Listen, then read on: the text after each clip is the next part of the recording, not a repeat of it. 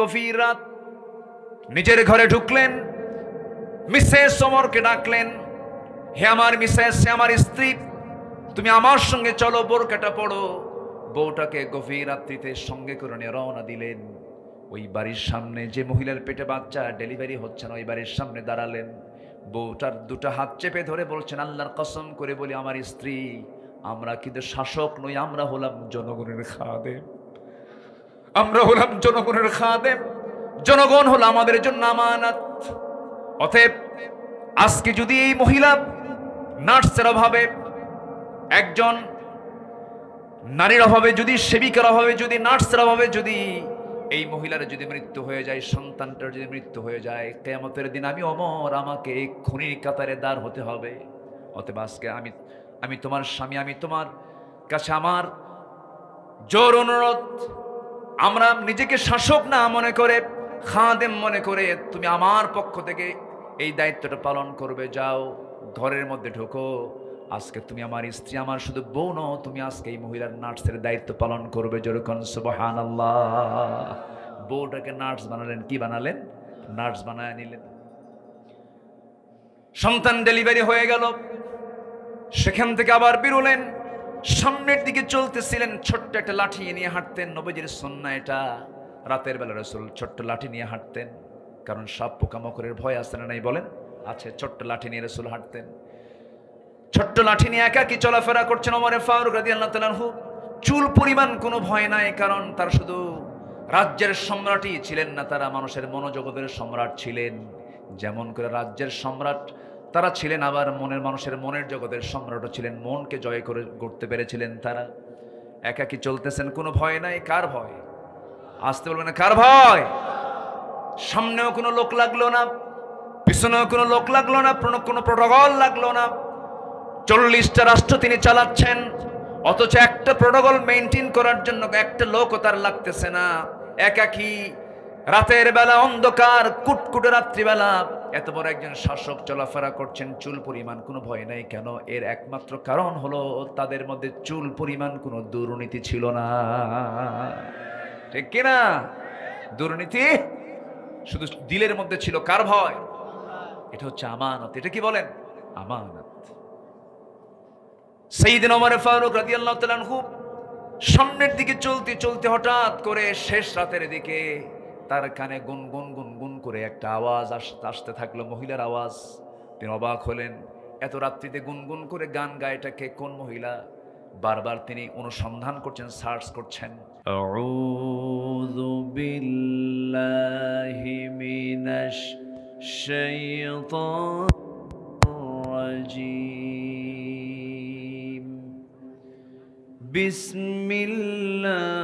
বিসমিল্লাহির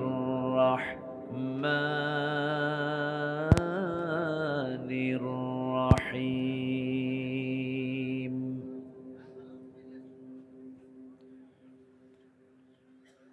ইয়া আইয়ুহান নাবিয়্যু ইন্না আরসালনাকা শাহিদান ওয়া মুবাশশিরান ওয়া নাযীরা।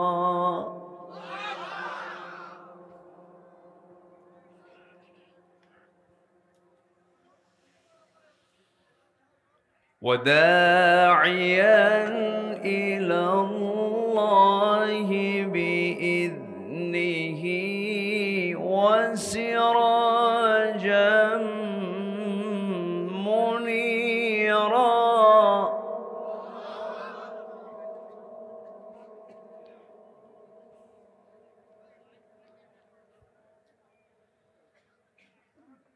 وبشر المؤمنين بأن لهم من الله فضلا كبيرا.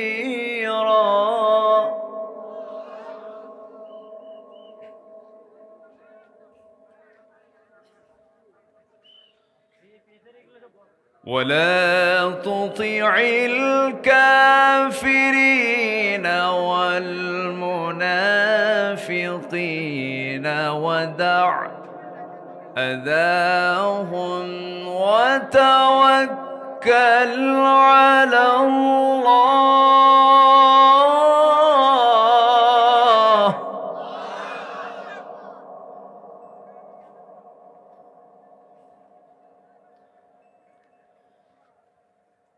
وتوكل على الله.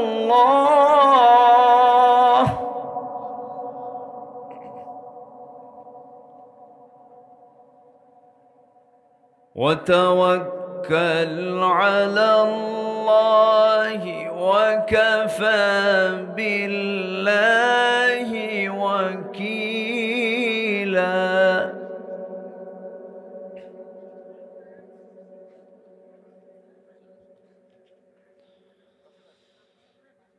الله أكبر. بسم الله الرحمن الرحيم.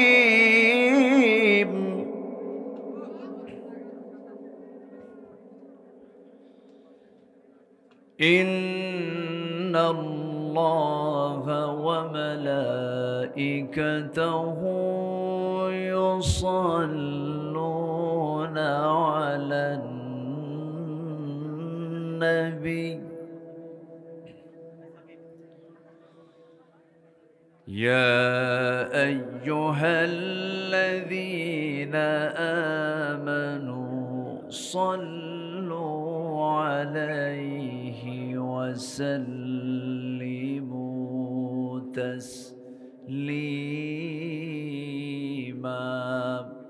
اللهم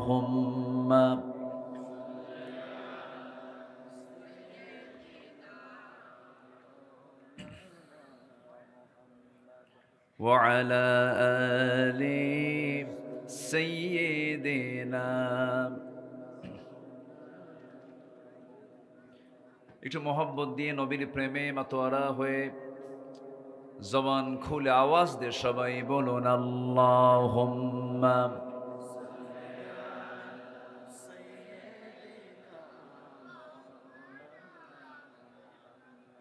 ওয়া আলা আলি।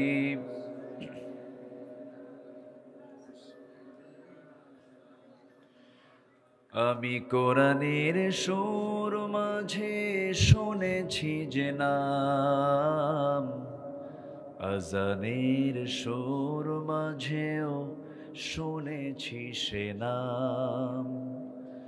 ও নাম শুনেছি আমি আমার হৃদয়, হে রাসূল নবীজি তোমায়, হে রাসূল নবীজি তোমায়। আল্লাহুম্মা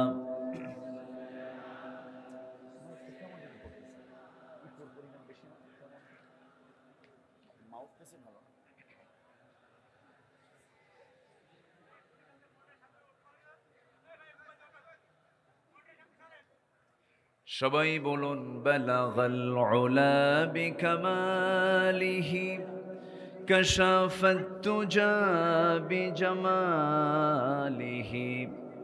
হাসনাত জামিউ খিসালিহি সাল্লু।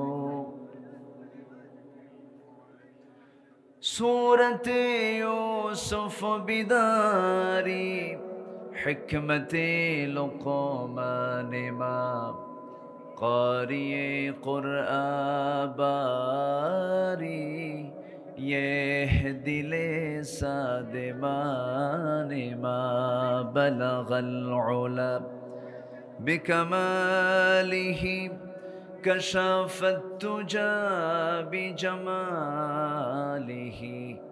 हसनत जमीउ खिसालिही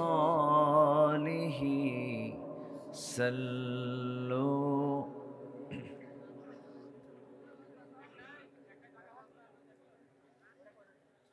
দেশের দক্ষিণ পশ্চিমাঞ্চল বৃহত্তর যশোরের ঝিনাইদহ জেলার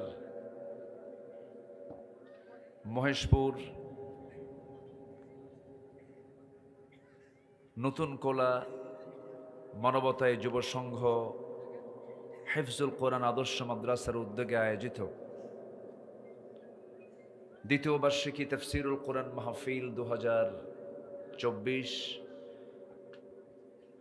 আজকের এই মহৎ আয়োজনের সম্মানিত সুযোগ্য সভাপতি, আজকের মাহফিলের বরেণ্য সাহেবে সাদর,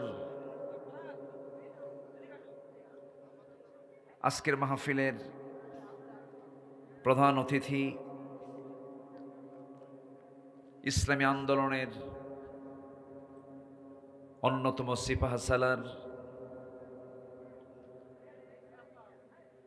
বিশিষ্ট শিক্ষাবিদ, গবেষক,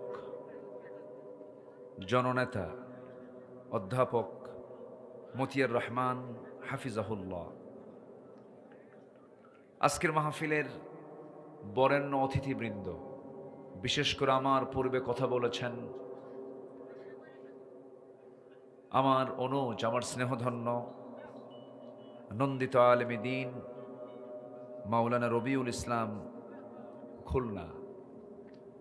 উপস্থিত আজকের মাহফিলের প্রধান আকর্ষণ, যাদেরকে নিয়ে আজকের এই সাজানো গোছানো বর্ণাঢ্য আয়োজন, কালেমার ঝান্ডাবাহী, তাওহীদের পতাকাবাহী, দ্বীন ইসলামের নরসারদুল বীর মুজাহিদ, প্রাণ প্রিয় সম্মানিত দ্বীনি ভাইরা, আড়ালে বসে আছেন শ্রদ্ধেয়া সম্মানিতা মা বোনেরা।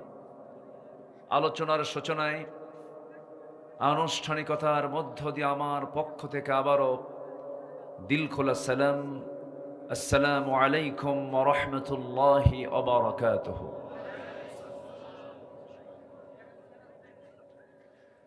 সালামের জবাব একটু দুর্বল মনে হচ্ছে, মনে হয় সবাই ক্লান্ত মনে হচ্ছে। আসসালামু আলাইকুম ওয়া রাহমাতুল্লাহ। সবাই কেমন আছেন? আল্লাহ তাআলা আমাকে আপনার মতোই রেখেছেন, বলছি আলহামদুলিল্লাহ। এখন আর মাহফিল করতে অনুমতি লাগে না। অনুমতি লাগে? যাদের কাছ থেকে আপনি অনুমতি নিতে যাচ্ছিলেন তারাই তো নাই। আছে তারা? নাই তো।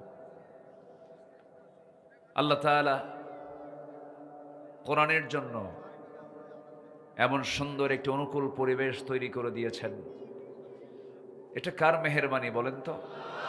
কার সাহায্য? নাসরুম মিনাল্লাহি ওয়া ফাতহুন করিব। আল্লাহর সাহায্য দূরে না, আল্লাহর সাহায্য খুব নিকটে। শুধু আল্লাহর পক্ষ থেকে বান্দার কাছ থেকে প্রত্যাশা হলো, আল্লাহর প্রত্যাশা বান্দার কাছে হলো একটু ঈমান ভালো করে আনো। ঈমানটা ভালো করে আনলে আমি তোমার হাতে বিজয় তুলে দেব। কার কথা? আল্লাহর কথা। বসতে পেরেছি জান্নাতের টুকরায়, শুকরিয়া আদায় করছি, জবান খুলে বলছি আলহামদুলিল্লাহ। চিৎকার মেরে বলছি আলহামদুলিল্লাহ। সবাই বলছে আল্লাহুম্মা ইন্নী আসআলুকা আল হুদা ওয়াত তুকা ওয়াল আফাফা ওয়াল গিনা। সবাই বলি আল্লাহুম্মা লাকা আসলামতু ওয়া বিকা আমানতু ওয়া আলাইকা তাওয়াক্কালতু। আমরা আল্লাহ তাআলার শুকর আদায় করে নিলাম। সম্মানিত হাজিরিন, আমার উঠতে দেরি হয়ে গেছে। এখন তো শোনার সময়, এখন যাওয়ার সময়। ঠিক তো কইছেন, আমি তো বিপদে পড়ে গেলাম। ঠিক করে তো আপনি দৌড় মারবেন। তো এখন যেহেতু উঠতে দেরি হলো, আমাকে ছেড়ে শেষ দোয়া না করে কেউ কি যাওয়ার নিয়ত করেছেন? আবার বলেন, যাওয়ার নিয়ত করেছেন? যাওয়ার নিয়ত করেছেন? না জয়যুক্ত হয়েছে, না জয়যুক্ত হয়েছে। ঠিক আছে না? বলি আলহামদুলিল্লাহ। তাহলে আমরা কেউ উঠবো না। আমাদের শেষ কাজ হবে হলো কি দিয়া? বলুন কি দিয়া? মোনাজাত দিয়ে, দোয়া দিয়ে আমরা শেষ ফিনিশিং আজকে আমরা দিতে চাই। ওয়ামা তাওফীকি ইল্লা বিল্লাহ আলাইহি তাওয়াক্কালতু ওয়া ইলাইহি উনীব। আমার আগে আমার স্নেহধন্য রবিউল ইসলাম, গায়ে শক্তিও বেশি, তো গোশতও বেশি, শক্তিও বেশি। আমার গায়ে তো হাড় হাড্ডিসেরা কিছু নাই। আমার আওয়াজ একটু কম হবে, সে তো বড় আওয়াজ দিয়ে কথা বলেছে, আলহামদুলিল্লাহ। তা আমি কিছু আয়াত তেলাওয়াত করেছি। তাফসীর মাহফিল তো কিছু হক আদায় করা দরকার। শুধু চিল্লা চিল্লি করলেই যে হক আদায় হয় তা কিন্তু না। কোরআনের কিছু নির্যাস, কিছু কথা, কিছু আমল। আমার রাসূল যখন কথা বলতেন সাহাবাদের চোখ থেকে টপ টপ করে পানি পড়ত। আমার নবীজির বয়ান শুনে সাহাবীদের বুকটা থরথর করে কাঁপতে থাকত। নিঃসন্দেহে সেই সমস্ত কথাগুলো কিন্তু বড় আওয়াজের ছিল না, খুব মিষ্টি আওয়াজের কথাগুলো ছিল। তো এখানে যারা বসে আছেন, আমরা মূলত শুনতে এসেছি, নিতে এসেছি কিসের খোরাক? বলেন কিসের খোরাক নিতে এসেছি? কোরআনের খোরাক আমরা নিতে এসেছি। একটু ধৈর্য নিতে হবে। আগে ধৈর্য নিয়ে, ধৈর্যের মানসিকতা নিয়ে আমাদের বসতে হবে। একটু কান লাগান, মনোযোগ দিয়ে আমরা কথাগুলো শুনি। শোনেন, আলেমরা তো পালায় না। আলেমরা পালায়? সারা জীবন আমাদেরকে গালমন্দ করলো ওরা, কত গালিগালাজ দিল, কিন্তু আলেমরা কিন্তু পালায়নি, পালাতে পারে না। আলেমরা দেশকে ভালোবাসে, দেশের মানুষকে ভালোবাসে, দেশের স্বাধীনতাকে বিশ্বাস করে, সার্বভৌমত্বকে টিকে রাখতে চায়, এদেশের মানুষকে প্রাণ দিয়ে ভালোবাসে। সম্মানিত ভাইয়েরা, আলেমরা পালায় না। আল্লামা সাঈদী রাহিমাহুল্লাহ, তার সঙ্গে আমার 2009 সালে একই বছর হজ করার সুযোগ হয়েছে। 2009 সাল। ওনাকে বলা হলো আপনি দেশে না ফিরলেই ভালো হয়। কেন? ট্রাইব্যুনাল গঠন হচ্ছে,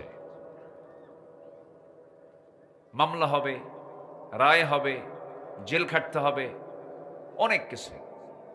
তিনি বললেন, জবাব দিতে নিয়ে বললেন, আমার দেশের জনগণ, আমার কর্মী জেল খাটবে আর আমি বিদেশে আরামে থাকব? অসম্ভব। আমার দেশ ছেড়ে আমি কোথাও পালায় থাকতে পারি, এটা সাঈদীর ভূমিকা হতে পারে না। উনি দেশে বীরের বেশেই তিনি আবার প্রবেশ করেছেন।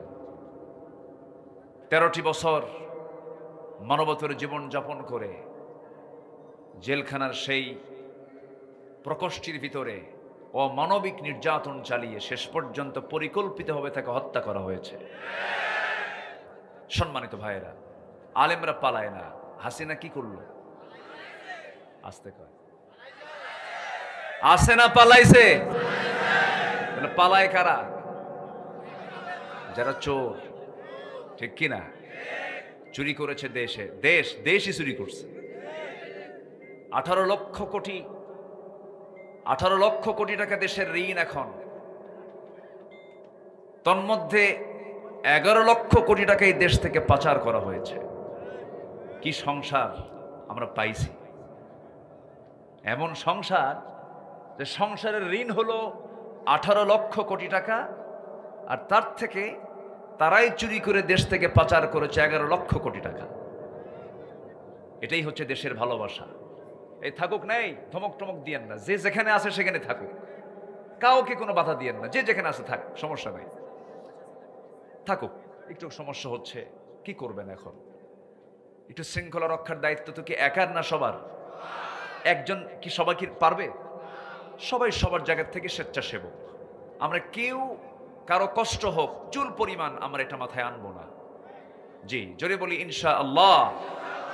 সম্মানিত ভাইয়েরা, তাহলে এটা প্রমাণ হয়েছে যে আলেম ওলামা, কোরআন প্রেমিক, এরাই প্রকৃত দেশপ্রেমিক। এরা দেশ থেকে পালায় না। বলি আলহামদুলিল্লাহ। কথা বহু আছে, আস্তে আস্তে করে বলবো। পালানোর জন্য মুখের দাড়িটা পর্যন্ত কাটে, ঠিক কিনা? তাও দেশের কয় নাম্বার ধনী? বলেন কয় নাম্বার? কাইটা সফান সফা, সফান সফা। মাথার চুল ছিল সাদা, ওটা বানাইছে কালো, বোঝেন না? তাহলে ধর্মের ব্যবসা আলেমরা করে না ওরা করে? তাহলে এতদিন দাড়ি ছিল কি ওটা রসুলের সুন্নার দাড়ি না ধোঁকাবাজির দাড়ি? বুঝতে হবে। সব মুখোশ উন্মোচন হচ্ছে আস্তে আস্তে। যুব সমাজের রক্ত ঝরেছে বাংলার জমিনে, এ রক্ত বৃথা যাবে না তো? বলি ইনশাআল্লাহ, জোরে বলি ইনশাআল্লাহ। আল্লাহ আছেন না নাই? ছিলেন, আছেন, থাকবেন।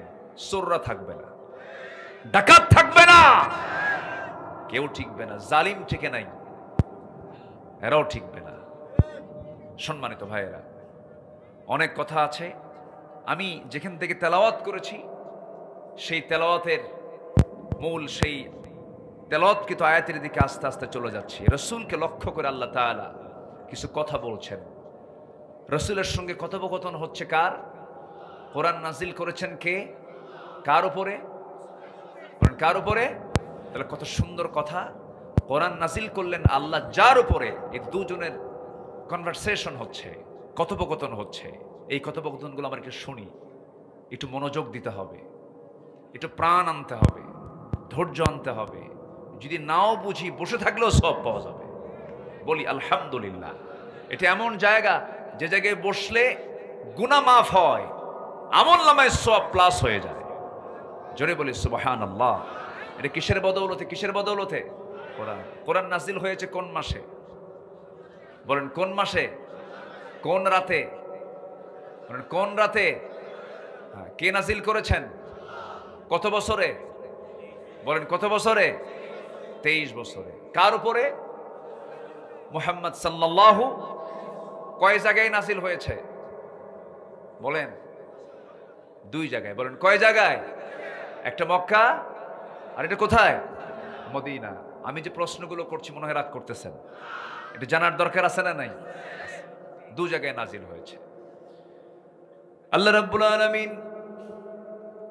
এই পৃথিবীতে বান্দার জন্য যা কিছু দিয়েছেন, এই বিশাল বিস্তৃত জমিন, বিশাল এই সুপ্রশস্ত জমিন, বিস্তৃত আকাশ, যা আমাদের চোখে কুলায় না, চোখ দিয়ে সবকিছু দেখতে পাই না আমরা। সমুদ্র জগতের অথই জলরাশি, যা আমরা সব চোখ দিয়ে দেখতে পাই না, কত মাখলুকাত তিনি সৃষ্টি করেছেন। এই পৃথিবীতে যত আশ্চর্যজনক সৃষ্টি আল্লাহর আছে, এর মধ্যে সবচেয়ে আশ্চর্যজনক আল্লাহর পক্ষ থেকে বান্দার জন্য হলো এই কোরআনে কারীম। জোরে বলি সুবহানাল্লাহ। কোরআন কোনো মাখলুক নয়। কোরআন ছাড়া পৃথিবীতে চোখে যা পড়ে সব মাখলুক। আকাশ মাখলুক, জমিন মাখলুক, সূর্য মাখলুক, 7 সমুদ্রের যত প্রাণীকুল আছে সব মাখলুক। সমস্ত কিছু আল্লাহর সৃষ্টি। সৃষ্টি যার ধ্বংস আছে তার, কিন্তু কোরআন তো কোনো সৃষ্টি নয়। কোরআন হলো গায়রে মাখলুক, কারণ কোরআন সরাসরি একমাত্র কার কথা? আল্লাহর কথা। আল্লাহ রাব্বুল আলামিন এমন কোনো বিষয় নাই, এমন কোনো সাবজেক্ট নাই যে সাবজেক্ট নিয়ে আল্লাহ এখানে আলোচনা বাদ দিয়েছেন। সব কিছু বলে দিয়েছেন। আল্লাহ রাব্বুল আলামিন বান্দার জীবনের জন্য যা কিছু প্রয়োজন সব আয়োজনের মধ্যে করে দিয়েছেন। তিবিয়ানাল লিকুল্লি শাই, সব কিছু জানিয়ে দিয়েছেন। এবং এই কোরআনটা নিয়ে যারা থাকবে, কোরআন তেলাওয়াত যারা করবে, কোরআন অনুযায়ী যারা সমাজ চালাবে, কোরআনের পথে যারা চলবে, আল্লাহ রাব্বুল আলামিন তাদের ব্যাপারে বলছেন, ইন্নাল্লাযীনা ইয়াতলুনা কিতাবাল্লাহ ওয়া আকামুস সালাতা ওয়া আনফাকু মিম্মা রাযাকনাহুম সিররাও ওয়া আলানিয়াতান ইয়ারজুনা তিজারাতান লান তাবুর। জোরে বলি আল্লাহু আকবার। আল্লাহ রাব্বুল আলামিন বলেন 3টা কাজ যারা করবে। নাম্বার 1, আল্লাহর কালামকে যারা সুন্দর করে তেলাওয়াত করবে, সুন্দর করে যারা এটাকে বুঝে বুঝে যারা সুন্দর করে পড়বে। আমার বন্ধুগণ, দেশের যে শিক্ষা ব্যবস্থায় কোরআন বোঝার কোনো কায়দা আছে নাকি? আসতে বলবেন না আছে নাকি? নাই। তার বড় প্রমাণ হলো সচিবালয় যারা চালান, এসপি অফিস যারা চালান, ডিসি অফিস যারা চালান, এই প্রশাসনের যারা কর্মকর্তা ম্যাক্সিমাম এখন পর্যন্ত যারা আছেন, তাদেরকে যদি একটু ইন্টারভিউ নিয়ে যদি প্রশ্ন করা হয়, তাদেরকে যদি বলা হয় বলো সূরা আহজাবের কোন আয়াতে এই বিষয়ে কথা বলা আছে, সূরা শূরার প্রেক্ষাপট কি, সূরা হুজরাতের প্রেক্ষাপট কি, সূরা নাবা নিয়ে তুমি একটু আলোচনা করো। এই যে বড় বড় প্রশাসনিক কর্মকর্তাগুলো, তারা কেউ জবাব দিতে পারবে না। অথচ আল্লাহ রাব্বুল আলামিন প্রশাসন চালানোর জন্য যে সিস্টেম পদ্ধতি তিনি তার কালামে দিয়েছেন কি দেন নাই? আসতে বলবেন দিয়েছেন কি দেন নাই? দিয়েছেন। আমার বন্ধুগণ, আজকে যদি এই কোরআনটাকে যদি সকল শিক্ষা প্রতিষ্ঠানের যত সিলেবাস আছে, যত সাবজেক্ট আছে, সব সাবজেক্টের সাথে যদি বাধ্যতামূলক যদি কোরআন নামক এই কিতাবটা যদি সিলেকশন দেওয়া হতো, এটাকে যদি অন্তর্ভুক্ত করা হতো, আল্লাহর নামের কসম করে বলতে পারি, মানিকের মতো একজন সেঞ্চুরিয়ান ধর্ষক বাংলার জমিনে ইতিহাস তৈরি হতো না। ঠিক কিনা? এমন ইতিহাস আছে না নাই? খুনি পয়দা হতো না, লাশ কেটে 49 টুকরার ইতিহাস তৈরি হতো না, 3 বছরের শিশু ধর্ষিত হতো না, কবর থেকে মরা লাশ তুলে ধর্ষণ করার ইতিহাস রচনা হতো না। এমন রচনা ইতিহাস হওয়ার পিছনে মূল কারণ হলো জাতি শিক্ষা পাচ্ছে কিন্তু ওহির শিক্ষা পাচ্ছে না। ঠিক কিনা? ওহির শিক্ষা পাচ্ছে না। আমরা এই বিষয়টা অত্যন্ত যত্নের সাথে খেয়াল করব, আমার সন্তান কোরআন থেকে বঞ্চিত হচ্ছে কিনা, কোরআনের এলেম থেকে আমার সন্তান ছিটকে পড়ছে কিনা। আপনার ছেলে জজ, ব্যারিস্টার, এসপি, এমপি, ডিসি, সচিব, অনেক বড় বড় মেজর, অনেক কিছু হলো, কিন্তু কোরআন জানলো না, আপনার চুল পরিমাণ কোন উপকার আপনার জীবনে আসবে না। ওই সন্তান উপকার আসবে কোন সন্তান দিয়ে? যে সন্তানকে আজকে মাথায় দাস্তারবন্দি দিয়ে মাথায় পাগড়ি পরানো হলো, 30 পারা কোরআন তার সিনার মধ্যে আল্লাহ তাআলা তুলে দিয়েছে। জোরে বলি সুবহানাল্লাহ। কোরআন কেউ মুখস্থ করতে পারে না, কোরআন মুখস্থ করায় দেন কে? ইন্না লা তুহাররিক বিহি লিসানাকা লিতা'জালা বিহি ইন্না আলাইনা জামআহু ওয়া কুরআনাহ। হে রাসূল, আপনার মুখস্থ করার জন্য এত অস্থির হওয়ার দরকার নাই, আমি আল্লাহ নিজে আপনার সিনার মধ্যে কোরআনটাকে জমা করে দেব। তাহলে হাফেজরা হাফেজ হয় না, আল্লাহ জমা করে দেয়। জমা করে দেন কে? এই হাফেজদের প্রতি জুলুম করা হয়েছে। শাপলা চত্বরে হাফেজদেরকে গুলি করে হত্যা করা হয়েছে। আমরা ইতিহাস বলিনি। ইতিহাসগুলো যদি টেনে উঠানো যায়, এখানে ঘন্টার পরে ঘন্টা বলে শেষ করা যাবে না ওদের অপকর্মগুলো, একটা দুইটা নয়। আচ্ছা, আপনার বলেন তো, আপনার কি মনে হয় আমার জন্ম 71 সালের আগে? মনে হয় আপনাদের? 2013 সালে রাজশাহীর বাগমারা মাহফিল, আমার রাজশাহীর বাগমারাতে 2013 সাল, আমি মাহফিলের কাছাকাছি গেলাম। সেখানকার স্থানীয় ভারপ্রাপ্ত ওসি আমাকে ফোন দিয়ে বলছেন, হুজুর আপনার এই মাহফিল আজকে আসা যাবে না। কেন? আপনি রাজাকার। আমি কি? আচ্ছা, রাজাকার হতে হলে 71-এর পরের লোক হতে হবে না আগের লোক হতে হবে? তাও হতে হবে 15 বছরের নিচে না উপরে। ঠিক আছে না? তাই বললাম, ভাইজান আপনি যে আমাকে রাজাকার বললেন, আপনি কি আমাকে দেখেছেন? না দেখি নাই, শুনছি। এদের সাক্ষী তো দেখে না, এদের সাক্ষী কি করে? শোনে। সাক্ষীর জন্য কি শোনা দরকার না দেখা দরকার? দেখা দরকার। তো বললাম যে আপনি যে আমাকে যেই তোকমাটা লাগানোর চেষ্টা করছেন, যে অভিযোগ দেওয়ার অপচেষ্টা করছেন, আপনি কি জানেন 1971 সালে আমার মারই বিয়ে হয় নাই। আমার মারই বিয়ে হয়নি। তাহলে এই যে মানে নির্জলা মিথ্যা কথা, মিথ্যা প্রচারণা, মিথ্যা অপবাদ চাপিয়ে দিয়ে নিরীহ মানুষগুলোকে 16টি বছর মামলা দিয়ে এই জেল খাটানো হলো। অবশ্যই শুধু কি জুলুম না বড় জুলুম? শুধু জুলুম না বড় জুলুম? 2018 সাল হঠাৎ করে আমাকে গ্রেফতার করা হলো। আমি জেলখানায় ঢুকলাম, যে দেখি 86 বছরের এক বুড়া চাচা। বললাম, চাচা আপনি? খুব হাসি খুশি, কে বাবা জেলখানা দেখি নাই কোনোদিন, এই চান্সে দেখতে আসছে। খুশি, কারণ সে তো চুরি করে নাই, সে তো ডাকাতিও করে নাই, তারা দিছে হলো বিস্ফোরক মামলা। তো বললাম, চাচা আপনি কি জানেন আপনার মামলাটা কি? কে বিস্ফোরক? বাবা এটাকে খায় না কি করে? তাহলে বিস্ফোরক এটা কি? সে বুড়ো চাচা জানেও না সেটা, অথচ উনি হলেন সেই মামলার আসামি। সম্মানিত ভাইয়েরা, এই নাটকগুলো আমরা দেখেছি 16 বছর, কিন্তু এদেশের যুবকরা একটা বিস্ফোরণ ঘটিয়ে তার মোকাবেলা করেছে। বলি আল্লাহু আকবার। এই বিজয় আল্লাহ দিয়েছেন। 5 আগস্ট আমি নিজে, আমার চোখ সাক্ষী, আমি নিজে দেখেছি যুবকরা পিছপা হয়নি। কারণ যুবকরা ভেবেছিল পিছপা হলে আমরা আর টিকতে পারবো না। এই সাহস কে দিয়েছিলেন? কে দিয়েছিলেন? স্বরাষ্ট্রমন্ত্রীর সামনে এক পুলিশ কয়, স্যার গুলি করি একটা, খালি একটাই পড়ে, আর কেউ নড়ে না, সব সামনের দিকে এগিয়ে আসে। আল্লাহু আকবার বলেন।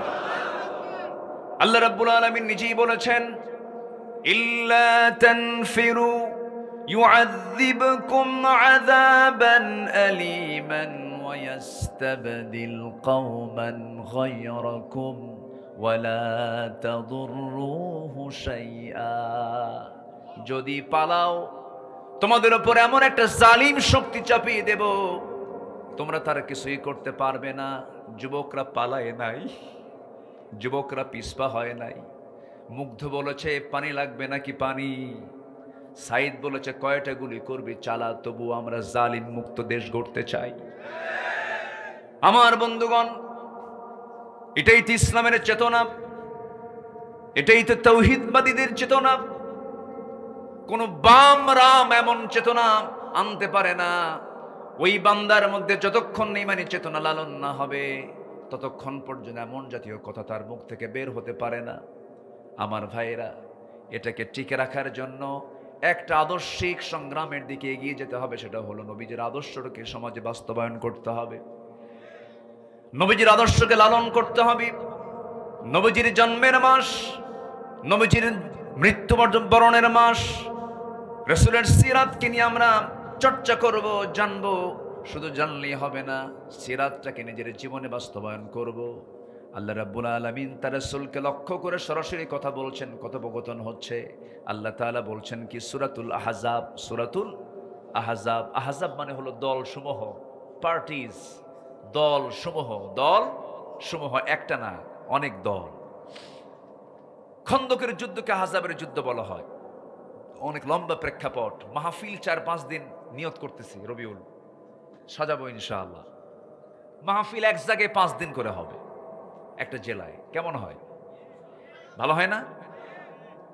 তাহলে তাফসীরের হকটা আদায় হয়, একটা আয়াতের হক আদায় হয়, সময় নিয়ে কথা বলা যায়। এজন্য আল্লামা সাঈদী তো আল্লামা সাঈদী, তিনি সকল কিছুরই তিনি একজন মডেল। বলি আলহামদুলিল্লাহ। তিনি মাহফিলে উঠতেন 10টায় না 7টায়? বলেন 7টায়। তিনি শেষ করতেন 9টায়। নামাজও হতো, ওয়াজও হতো। আর এখন আমি উঠছি 11টায়। ফজর নামাজটা হলো ঝুঁকিপূর্ণ, ডেঞ্জারাস টাইম। এত লং টাইমে ওয়াজ শেষে আপনি কেন, আমিও যদি বাড়িতে ফিরতে নেই, মানুষের তো ঘুমের একটা ডিমান্ড, তার দৈহিক চাহিদা আছে না নাই বলেন তো? আচ্ছা, হুঁশ থাকে না? ঘুম আসলে কি হুঁশ থাকে নাকি? ঘুম আসলে হুঁশ থাকে? হুঁশ থাকে না। এই জন্য সবকিছু কি সময় টাইম সিলেকশনের মধ্য দিয়ে করা উচিত। আমরা মাহফিলের এই টাইম সিলেকশন নিয়ে আমরা জাতীয়ভাবে বসেছি, দেখা যাক এই ব্যাপারে আমরা চিন্তা ভাবনা করব ইনশাআল্লাহ। বলেন ইনশাআল্লাহ। কারণ অসময়ে কথা বলে কোনো লাভ হয় না। এই সময়টা কিন্তু ঘুমের সময়, ক্লান্তি চলে আসছে অনেকের, ঘুম ঘুম ভাব আসছে, আর মনে মনে ভাবতেছে হুজুর শেষ করবে কখন, বাড়ি যাবো কখন, এরকম চিন্তা আসছে। কোনো সমস্যা নাই তো, আজকে আসি তো ইনশাআল্লাহ। সবাই সময় দিচ্ছেন তো? জোরে বলি ইনশাআল্লাহ, বলি আলহামদুলিল্লাহ। মহেশপুর বহু আগে এসেছে 2012 সালে, এর পরে আর আসতে পারিনি, মাহফিল অনুমতি দেয় না। সম্মানিত ভাইয়েরা, সেদিন এক ডিএসি আমারে ফোন দিয়ে হুজুর আমার একটু দেখেন, আমারে ফোন দিয়ে। আমি বললাম আপনি ডিএসি মানুষ, আপনি আমি কি দেখবো, আপনি তো পাওয়ার। না হুজুর আমরা পাওয়ারলেস। সম্মানিত ভাইয়েরা, আমরা ক্ষমতার দম্ভ দেখাই না। ক্ষমতার দম্ভ, টাকার অহংকার, ক্ষমতার অহংকার দেখাই হলো শয়তানের দলের লোকেরা। আমাদের নীতি হলো প্রতিশোধ না ক্ষমা, প্রতিশোধ না ক্ষমা। রাসূল ক্ষমা করে দিয়েছেন, কিন্তু সবাইকে ক্ষমা করেননি। কিন্তু রাসূল মক্কা বিজয় যখন হলো, রাসূল মক্কায় ঢুকলেন, বললেন সবাইকে মাফ করলাম এক্সেপ্ট 17%। 17 জনকে কোনো ক্ষমা করা হবে এমন চিহ্নিত অপরাধী আমার দেশেও আছে না নাই? ওদের কোনো ক্ষমা নাই, ওদের কোনো ক্ষমা নাই। একজন দাড়ি কেটে পালায়, আরেকজন দাড়ি রাইখে পালায়। চিনতেছেন না? মানে হ্যাঁ, মুখে দাড়ি নিয়ে পালাতে চাইলো, তাও তো হলো না। যাই হোক, আল্লাহ তাআলা তার রাসূলকে কি বলছেন দেখেন। আমরা কোরআনের আলোকে রাসূলের 15টা চরিত্র আজকে শিখে যাব। কয়টা চরিত্র শিখে যাব আজকে বলেন তো? 15টা চরিত্র শিখে যাব। আমল না করার নিয়তে না করার নিয়তে? করার নিয়তে। জোরে বলি ইনশাআল্লাহ। একটু কান লেগে শুনবেন, কথাগুলো খুব দামি কথা। আমি আব্দুল্লাহ আমিন, আমার কথা না। কার কথা? এই কথাগুলো যদি কেউ শুনতে মাহরুম হন, আমি ভাববো উনি পোড়া কপাল। একটু মনোযোগ দিয়ে শোনেন, একটু মনোযোগ দিতে হবে। আল্লাহ রাব্বুল আলামিন তার রাসূলকে লক্ষ্য করে বলছেন, ইয়া আইয়ুহান নাবিয়্যু ইন্না আরসালনাকা শাহিদান ওয়া মুবাশশিরান ওয়া নাযীরান ওয়া দাঈয়ান ইলাল্লাহি বিইذনিহি ওয়া সিরাজাম মুনীরা। জোরে বলুন আল্লাহু আকবার। হে নবী, আমি আপনাকে পাঠিয়েছি দুনিয়াতে, সাক্ষী করে পাঠিয়েছি, সুসংবাদদাতা হিসেবে পাঠিয়েছি, ভীতি প্রদর্শনকারী হিসেবে পাঠিয়েছি, দাঈ হিসেবে পাঠিয়েছি। আপনাকে প্রদীপ্ত সূর্যের মতো জ্যোতি করে, আলো করে পাঠিয়ে দিয়েছি। আপনার অনেকগুলো দায়িত্ব আছে, আপনার অনেকগুলো কাজ আছে। আপনি মুমিনদেরকে কালেমার দাওয়াত দিবেন, আপনি বান্দাদেরকে দ্বীনের দাওয়াত দিবেন। এই দিনের দাওয়াত দিতে নিয়ে মানবীয় কিছু চরিত্র দরকার, কিছু গুণ দরকার, যে গুণগুলো আল্লাহ তাআলা রাসূলের মধ্যে 16 আনাই দিয়েছিলেন, 100% দিয়েছিলেন। এই পৃথিবীতে চারিত্রিক সনদ একজন ব্যক্তিকে আল্লাহ নিজে দিয়েছেন, তিনি হচ্ছেন মুহাম্মদ সাল্লাল্লাহু আলাইহি ওয়াসাল্লাম। দুনিয়ার কোন একাডেমি দেয় নাই, দুনিয়ার কোন ইনস্টিটিউট দেয় নাই। আল্লাহ নিজের রাসূলকে চারিত্রিক সনদ দিয়ে, ক্যারেক্টার সার্টিফিকেট জানিয়ে দিয়ে বলছেন, হে রাসূল, আপনাকে পাগল বলছে, আপনাকে উম্মাদ বলছে, আপনাকে লেস কাটা বলছে, আপনাকে গণক বলছে, আপনি ওই সমস্ত কথার পাত্তাই দিবেন না। আমি আল্লাহ আপনাকে জানায়া দিচ্ছি, নুন ওয়াল কলামি ওয়া মা ইয়াসতুরুন মা আনতা বিনি'মাতি রাব্বিকা বিমাজনুন ওয়া ইন্না লাকা লাআজরান গায়রা মামনুন ওয়া ইন্নাকা লাআলা খুলুকিন আযীম। জোরে বলুন আল্লাহু আকবার। আপনাকে যে যা বলে বলুক, চুল পরিমাণ মনক্ষুণ্ণ হবেন না। আমি আপনাকে চারিত্রিক সনদ দিয়ে দিলাম, আপনি সীমাহীন চরিত্রের আধার। যেরকম সুবহানাল্লাহ, যে চরিত্রে কোনো সীমা নাই, সীমাহীন চরিত্রে আপনি আধার। আমি আপনাকে গোটা মানব জাতির জন্য উসওয়া হাসানা করেছি। লাকাদ কানা লাকুম ফি রাসূলিল্লাহি উসওয়াতুন হাসানাহ লিমান কানা ইয়ারজুল্লাহা ওয়াল ইয়াওমাল আখির ওয়া যাকারাল্লাহা কাসীরা। জোরে বলুন আল্লাহু আকবার। সূরাতুল আহজাব আয়াত নাম্বার 21। আল্লাহ রাব্বুল আলামিন বান্দার জন্য উসওয়া হাসানা, উত্তম আদর্শের বাস্তব নমুনা কাউকে বানান না, একজন ব্যক্তিকে সিলেকশন দিয়েছেন, তিনি হচ্ছেন মুহাম্মদ সাল্লাল্লাহু আলাইহি ওয়াসাল্লাম। আমার নবীজির জীবনে একমাত্র এটা রেকর্ড, যেই ব্যক্তির জীবনে মুখ থেকে অযাচিত একটা মিথ্যা কথা কখনো বের হয় নাই, কৌতুক করেও মিথ্যা বলেন নাই, যেই লোকটা পৃথিবীতে একজন, তিনি হচ্ছেন মুহাম্মদ সাল্লাল্লাহু আলাইহি ওয়াসাল্লাম। এক নম্বর গুণ হলো তিনি ছিলেন সত্যবাদী। কি ছিলেন? সত্যবাদী, যার আরবি হলো as-সাদিক আল-আমিন। আমার নবীর অপর নাম কি ছিল? আল-আমিন। তাকে আল-আমিন বলে ডাকতো সবাই। কাফেররাও তার এই প্রশংসা করেছে। নবীজি হিজরতের রাতে লুকোচুরি করে ঘর থেকে যখন বের হলেন, নবীজি তার বিছানায় একজনকে রেখে আসছিলেন। সেই রেখে যাওয়া লোকটির নাম কি বলেন? কি সুন্দর জানে, তাই না? তাহলে রস করে লাভ কি? বলবো সিরাতের মাস তো একটু বলা দরকার। এক একজন এক একটা ভাষায় বলে, তো এই জন্য সবার কথা শুনতে ভালো লাগে। যারা আমি মনে করি যারা কথা বলে, যেরকম এই কুষ্টিয়া, চুয়াডাঙ্গা, মেহেরপুর, যশোর এই এলাকার একজন স্বনামধন্য, আমার স্নেহধন্য, আমার অনুজ আমির হামজা, আলহামদুলিল্লাহ বলেন, এমন সুন্দর করে কথা বলে, এই এলাকার লোকাল ভাষায় কথা বলে, বুঝেছে? এটা টান মেরে কথা বলে, খুব ভালো লাগে। কি সুন্দর তার বাচন ভঙ্গি, কি সুন্দর তার হাস্যরস দিয়ে, সুন্দর মেসাল দিয়ে কথাগুলো বলেন। এক একটা ফুলের এক একটা ঘ্রাণ কে দিয়েছেন? আসতে বলবেন না, কে দিয়েছেন? আল্লাহ, তুমি আমির হামজার জেহেন জবানকে তুমি আল্লাহ ইসলামের জন্য কবুল করো। জোরে বলি আল্লাহুম্মা আমিন। আমার একদিন বলে, ভাই আপনার ওয়াজের তো খুব ভক্ত। কে? আমার বউ।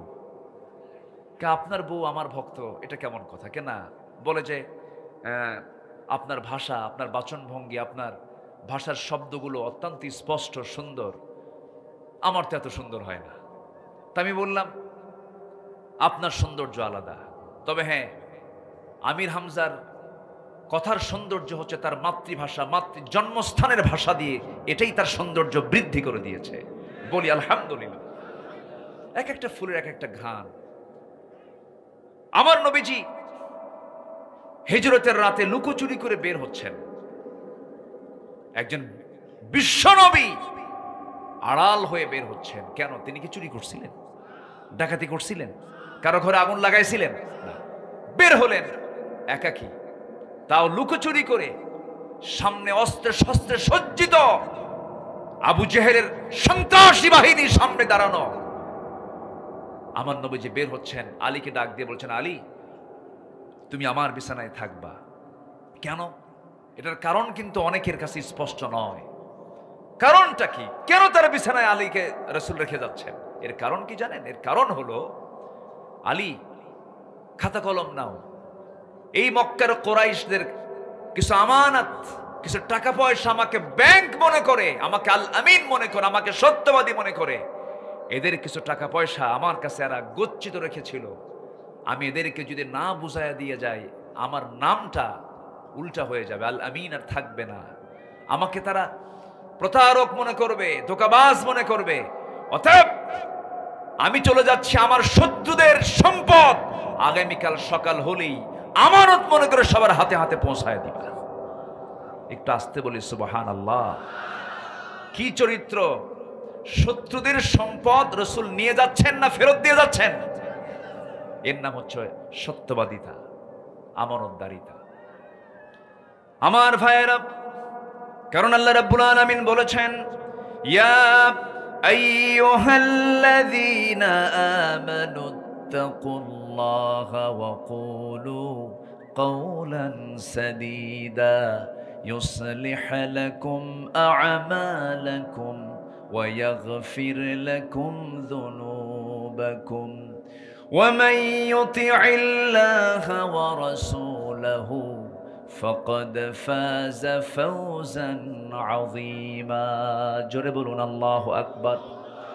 আমার কাছে মনে হয় কি জানেন, এই যে আমি আয়াতটা বললাম, সেই দিনে আমি সফল মনে করব যেদিন বক্তার আয়াত তেলাওয়াতের সঙ্গে সঙ্গে প্রত্যেকটা শ্রোতা সেই আয়াতগুলো পড়তে পারবে, ঠিক কিনা? আমরা এমন একটা দেশ গড়তে চাই, জোরে বলি ইনশাআল্লাহ। প্রত্যেকটা শ্রোতা বক্তার তেলাওয়াতের সঙ্গে সঙ্গে, স্পিকারের তেলাওয়াতের সঙ্গে সঙ্গে সব শ্রোতাগুলোর সাথে সাথে তেলাওয়াত করতে পারবে। এটার কিছু চিত্র আমি নোয়াখালীতে পাই, লক্ষ্মীপুরে পাই, কারণ সেখানে ঘরে ঘরে আলেম ওলামা, হাফেজ কোরআন। আল্লাহ তাআলা চুয়াডাঙ্গাকে, আল্লাহ তাআলা ঝিনাইদহকে কবুল করুন। জোরে বলি আমিন, আরো জোরে আমিন। যত আয়াত বেশি হবে মাহফিলের বরকত তত বেশি হবে। একটু কান লাগান, এটাও সূরাতুল আহজাব। আল্লাহ রাব্বুল আলামিন বলছেন, ইমানদারেরা তোমরা আল্লাহকে ভয় করো, যখন কোনো কথা বলতে যাবে সোজা সাপটা সত্য কথা বলবে, মিথ্যার ধারে পাশে যাবে না। আমার বন্ধুগণ, আজ পর্যন্ত 54 বছর এই দেশ 71 থেকে 2024 53 54 বছর চলছে। এই দেশে যত শাসক এসেছিল প্রত্যেকটা শাসকের মুখ থেকে হাসা কথা না মিছা কথা? বলেন বলেন বলেন, সবাই বলেন বলেন বলেন, হাসা না মিছা? ধোঁকাবাজি। কেউ বাবা নিয়ে ব্যস্ত, বাবার ব্যবসা, ঠিক কিনা? ডক্টর ইউনূসকে প্রশ্ন করা হলো, বঙ্গবন্ধুর মুরালগুলো, মূর্তিগুলোকে কেন ভাঙ্গা হচ্ছে, গভর্নমেন্ট কি করছে? ডক্টর ইউনূস বললেন, এই প্রশ্ন আমাকে না করে তার মেয়ে কি প্রশ্ন করেন, ঠিক কিনা? কেন করা হচ্ছে? সম্মানিত বন্ধুগণ, একজন বাবা নিয়ে ব্যস্ত, আরেকজন স্বামী নিয়ে ব্যস্ত। একজনের বাবার দেশ, আরেকজনের স্বামীর দেশ, মাঝখান দিয়ে আমরা শেষ। আমরা কাউকে দেখতে চাই না। আসতে কোন কেন, আসতে কোন কেন? একজন খ্যাকশিয়াল আর একজন পাতিশিয়াল, কোনো তফাৎ নাই। মুদ্রার এই পিঠ আর ও পিঠ। কোরআন আছে যেখানে, আমরা আছি। মৌলবাদী বলে আর গালি দিবে কে? কি কথা বোঝেন না? আর কি গালি দেওয়ার সুযোগ আছে? রাজাকার শব্দটা তারা ব্যান্ড করেছিল, সেই রাজাকার ব্যান্ডেড শব্দটা হয়ে গেছে ব্র্যান্ড, ঠিক কিনা? ব্যান্ড কি হয়েছে? ব্র্যান্ড হয়ে গেছে। আমি কে, তুমি কে, যেটা ব্যান্ড শব্দ সেটা হয়ে গেছে কি? ব্র্যান্ড হয়ে গেছে। কে করে দিয়েছেন? কে করে দিয়েছেন? আল্লাহ করে দিয়েছেন। রাজাকারের নাতিরা দেশ চালাবে? হ্যাঁ, আল্লাহ কি না পারেন? দাম্ভিক, দাম্ভিকতা টেকসই হতে পারে? একমাত্র অহংকার দেখাবেন একমাত্র কেবলমাত্র তিনি কে? আসতে বলেন, তিনি কে? অতএব 55,000 সোনার বাংলাদেশকে আমরা কোরআনের আলোতে আলোকিত করতে চাই। এর জন্য যদি সামনে প্রয়োজন আরো রক্ত দিতে হয়, জীবন দিতে হয়, সবাইকে দিতে রাজি আছেন? ঝিনাইদহের সেই মানুষদেরকে আমি একটু দেখতে চাই, বুক উঁচু করে, হাত উঁচু করে, আল্লাহর নামের সাক্ষী দিয়ে সবাই প্রমাণ করে দেখা।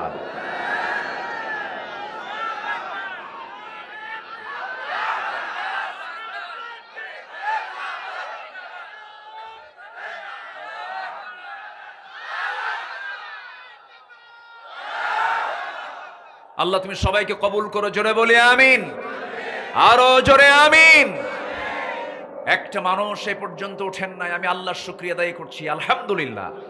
আমি খুবই আনন্দিত আপনাদের ধৈর্য দেখে, আলহামদুলিল্লাহ। 15টা গুণ আমরা শিখে যাব আজকে। 1 নম্বর হলো আমরা কি কথা বলবো? বলেন কি কথা? হুররিকতা ও মুসরিকতা, টুকরো টুকরো করুক, আগুনে ভস্ম করে জ্বালিয়ে দিল, সত্য কথা ছাড়া মিথ্যা কথা মুখ থেকে বের করব না। আল্লাহর কসম করে বলি, আল্লাহর ওয়াদা, যে সত্য কথা বলবো আমি তাকে জান্নাতে ঢুকাবো। ফাকাদ ফাযা ফাওজান আযীমা, সূরাতুল আহজাব। আজকে যা তেলাওয়াত করতে, সূরা আহজাব থেকে তেলাওয়াত করতেছি। মুহাম্মাদুর রাসূলুল্লাহ, মুহাম্মাদুর রাসূলুল্লাহ। স্বামীর কাছে বউ একটা আমানত। বউ একটা কি? বউকে বউয়ের খেয়ানত করে এমন স্বামী মনে হয় জিনাইদার নাই, আছে না নাই? খেয়ানতটা কি? বউয়ের সৌন্দর্য দেখার একমাত্র অধিকার কার? একার না সবার? একার না সবার? একাকে? অনেকে চুপ করে আছে। বয়ফ্রেন্ড, এই ভালো করে বলেন, বলেন কার? স্বামী। বয়ফ্রেন্ড কোন শব্দ ইসলামে, গার্লফ্রেন্ড শব্দ কোন ইসলামে, ইসলামে আছে হলো হাজব্যান্ড ওয়াইফ, স্বামী স্ত্রী, ইজাব কবুল, কবুল কবুল। এছাড়া কোন সম্পর্ক ইসলামে জাস্ট ফ্রেন্ড আছে না নাই? Just friend. আর কি আছে?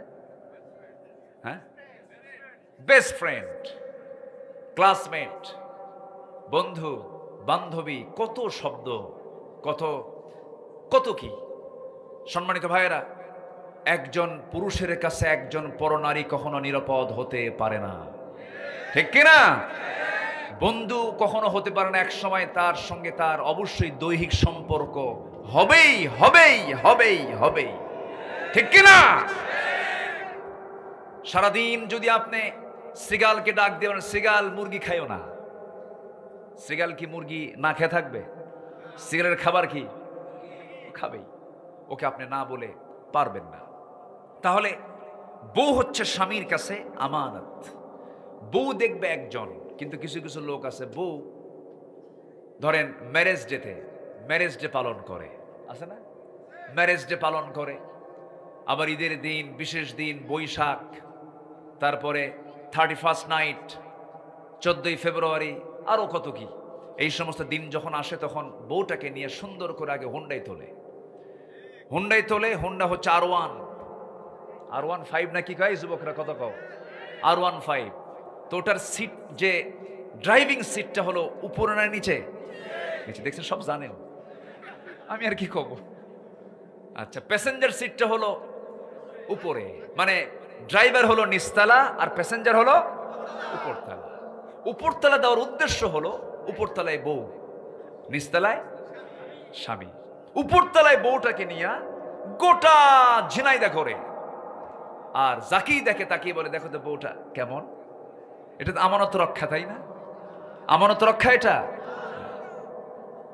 আবার সারাদিন এরকম করে ঘোরাঘুরি করে সন্ধ্যার সময় বউটাকে সাজগোজ করায় ফেসবুকে দেবে, সুন্দর করে একখান ছবি তোলে, উলঙ্গ ছবি তুলে ফেসবুকে পোস্ট দিয়ে বলে, প্রিয় ভাইরা আসুন, আমার বউটাকে সবাই জামাতের সাথে দেখি। কিসের সাথে? জামাতের সাথে। তাহলে কি এটা কি আমানত হলো না খেয়ানত হলো? আমানত রক্ষা হলো না খেয়ানত হলো? আমার বন্ধুগণ, আমার নবীজি স্ত্রীদের ব্যাপারে কত সচেতন ছিলেন, পরিবারের ব্যাপারে কত সচেতন ছিলেন। আমার নবীজি একদিন রাস্তা দিয়ে যাচ্ছিলেন, হঠাৎ করে ফাতিমা রাদিয়াল্লাহু আনহার একটা অপ্রয়োজনীয় আওয়াজ, একজন নারীর আওয়াজ রাস্তা থেকে শোনা গেল। রাসূল শোনা মাত্রই ভিতরে ঢুকলেন। ভিতরে ঢুকিয়ে বলছেন, ফাতিমা শোনো, তুমি একজন নারী মানুষ, আল্লাহ তোমাকে নারী করে পাঠিয়েছেন। তোমার মহিলা কণ্ঠের ভিতরে আল্লাহ রাব্বুল আলামিন পরপুরুষের জন্য আকৃষ্ট দিক দিয়েছেন। মেয়েরা যখন কথা বলবে বড় আওয়াজ না ছোট আওয়াজ? ছোট আওয়াজে কথা বলবে, কিন্তু তোমার কণ্ঠের আওয়াজ আমি রাস্তা পর্যন্ত শুনতে পেয়েছি। এটা আমার জন্য আকাঙ্ক্ষার ছিল না, অনাকাঙ্ক্ষিত ছিল। এটা করা উচিত নয় মা। ফাতিমা রাদিয়াল্লাহু তাআলা আনহা বললেন, আব্বাজান চরম ভুল করে ফেলেছে, আর হবে না, আমি আর জোরে কখনো কথা বলবো না। আমার রাসূল একদিন সাহাবে কেরামদের সঙ্গে কথা বলছিলেন, দরজায় দাঁড়ানো, পিছনে দাঁড়ায় আছেন আম্মা জান আয়েশা সিদ্দিকা রাদিয়াল্লাহু তাআলা আনহা। হঠাৎ করে রাসূল লক্ষ্য করে দেখেন কোন সাহাবী নাই, কিন্তু একজন অন্ধ সাহাবী নবীর সঙ্গে দেখা করার জন্য দূর থেকে আসতেছেন। রাসূল বলছেন, আয়েশা আমার সঙ্গে একজন সাহাবী সাক্ষাৎ করতে আসছে, তুমি এখন ভিতরে চলে যাও। আম্মা জান আয়েশা বলছেন, ইয়া রাসূলুল্লাহ, যে সাহাবী আপনার সঙ্গে দেখা করতে আসছে তার তো চোখই নাই, সে তো অন্ধ মানুষ, কোনো সমস্যা তো হওয়ার কথা না। রাসূল বলেন, আয়েশা সাহাবীর চোখ অন্ধ, তোমার চোখ অন্ধ নাকি? যাও ভিতরে চলে যাও। তাহলে বউয়ের আমানত রক্ষা করার দায়িত্ব কার? আসতে বলবেন না কার? তাহলে এই যে মার্কেটে ঘুরে বেড়ায় মহিলাগুলো, কাদের বউ? সব চুপ করে আছে। ভালো করে ধরে ফেলছি তো, ধরে ফেলছি আমি। রাগ করতেছেন নাকি আপনারা? তাহলে মার্কেটে যে ঘুরে বেড়ায় লাল লিপস্টিক লাগায়া, এই বউগুলো কাদের? এই মেয়েগুলো কাদের? হিসাব করতে হবে। আমানত নষ্ট করা যাবে না। প্রত্যেকের দায়িত্ব সম্পর্কে একদিন প্রশ্ন করবেন কে? আল্লাহ। আমানত। আমার বন্ধুগণ, একজন শাসক হবেন, জনগণ তার জন্য আমানত। স্বামী হবেন, বউ তার জন্য আমানত। পিতা হবেন, সন্তান তার জন্য আমানত। ওমর রাদিয়াল্লাহু তাআলা আনহু খলিফাতুল মুসলিমিন ছিলেন, শাসক ছিলেন। গোটা রাত মানুষ ঘুমায়, আর ওমরে ফারুক গোটা রাত কি করেন? জেগে থাকেন। কষ্ট তারই বেশি, কারণ দায়িত্ব যত বড়, প্রশ্ন তত বড়। গোটা রাত চলে যেত। ওমর রাদিয়াল্লাহু আনহু তার শাসনামলে যে কত বছর, যে কয় বছর তিনি শাসন করেছেন, একটা রাত তিনি কখনো আরামে বিছানায় তিনি পিঠ লাগাতে পারেন নাই। ক্ষমতা যখন পেয়েছেন আমানত মনে করেছেন। ক্ষমতা যখন পেয়েছেন, সেই দিন থেকে শুরু করে নিয়ে মৃত্যুর দিন পর্যন্ত চুল পরিমাণ আরাম তিনি ভোগ করতে পারেন নাই। শুকায় শুকায় যাচ্ছিলেন। প্রশ্ন করা হলো, ওমর আপনি শুকায় যাচ্ছেন, আপনার একটু স্বাস্থ্যের দিকে সচেতন হওয়া দরকার। ওমরে ফারুক কেঁদে কেঁদে বলছেন, তোমরা আমাকে এমন দায়িত্ব দিয়েছো, এই দায়িত্ব আমাকে ঘুমটাকে হারাম করে দিয়েছে। আমি রাতে ঘুমাতে পারি না। জনগণকে না দেখলে, জনগণের দুঃখ দুর্দশা নিজের চোখে না অবলোকন করলে বুঝতে পারি না। ছোট্ট একটা কথা মনে পড়লো, একটা ছোট্ট রাতের কথা, এক রাতের কথা একটু বলি বলি বলি।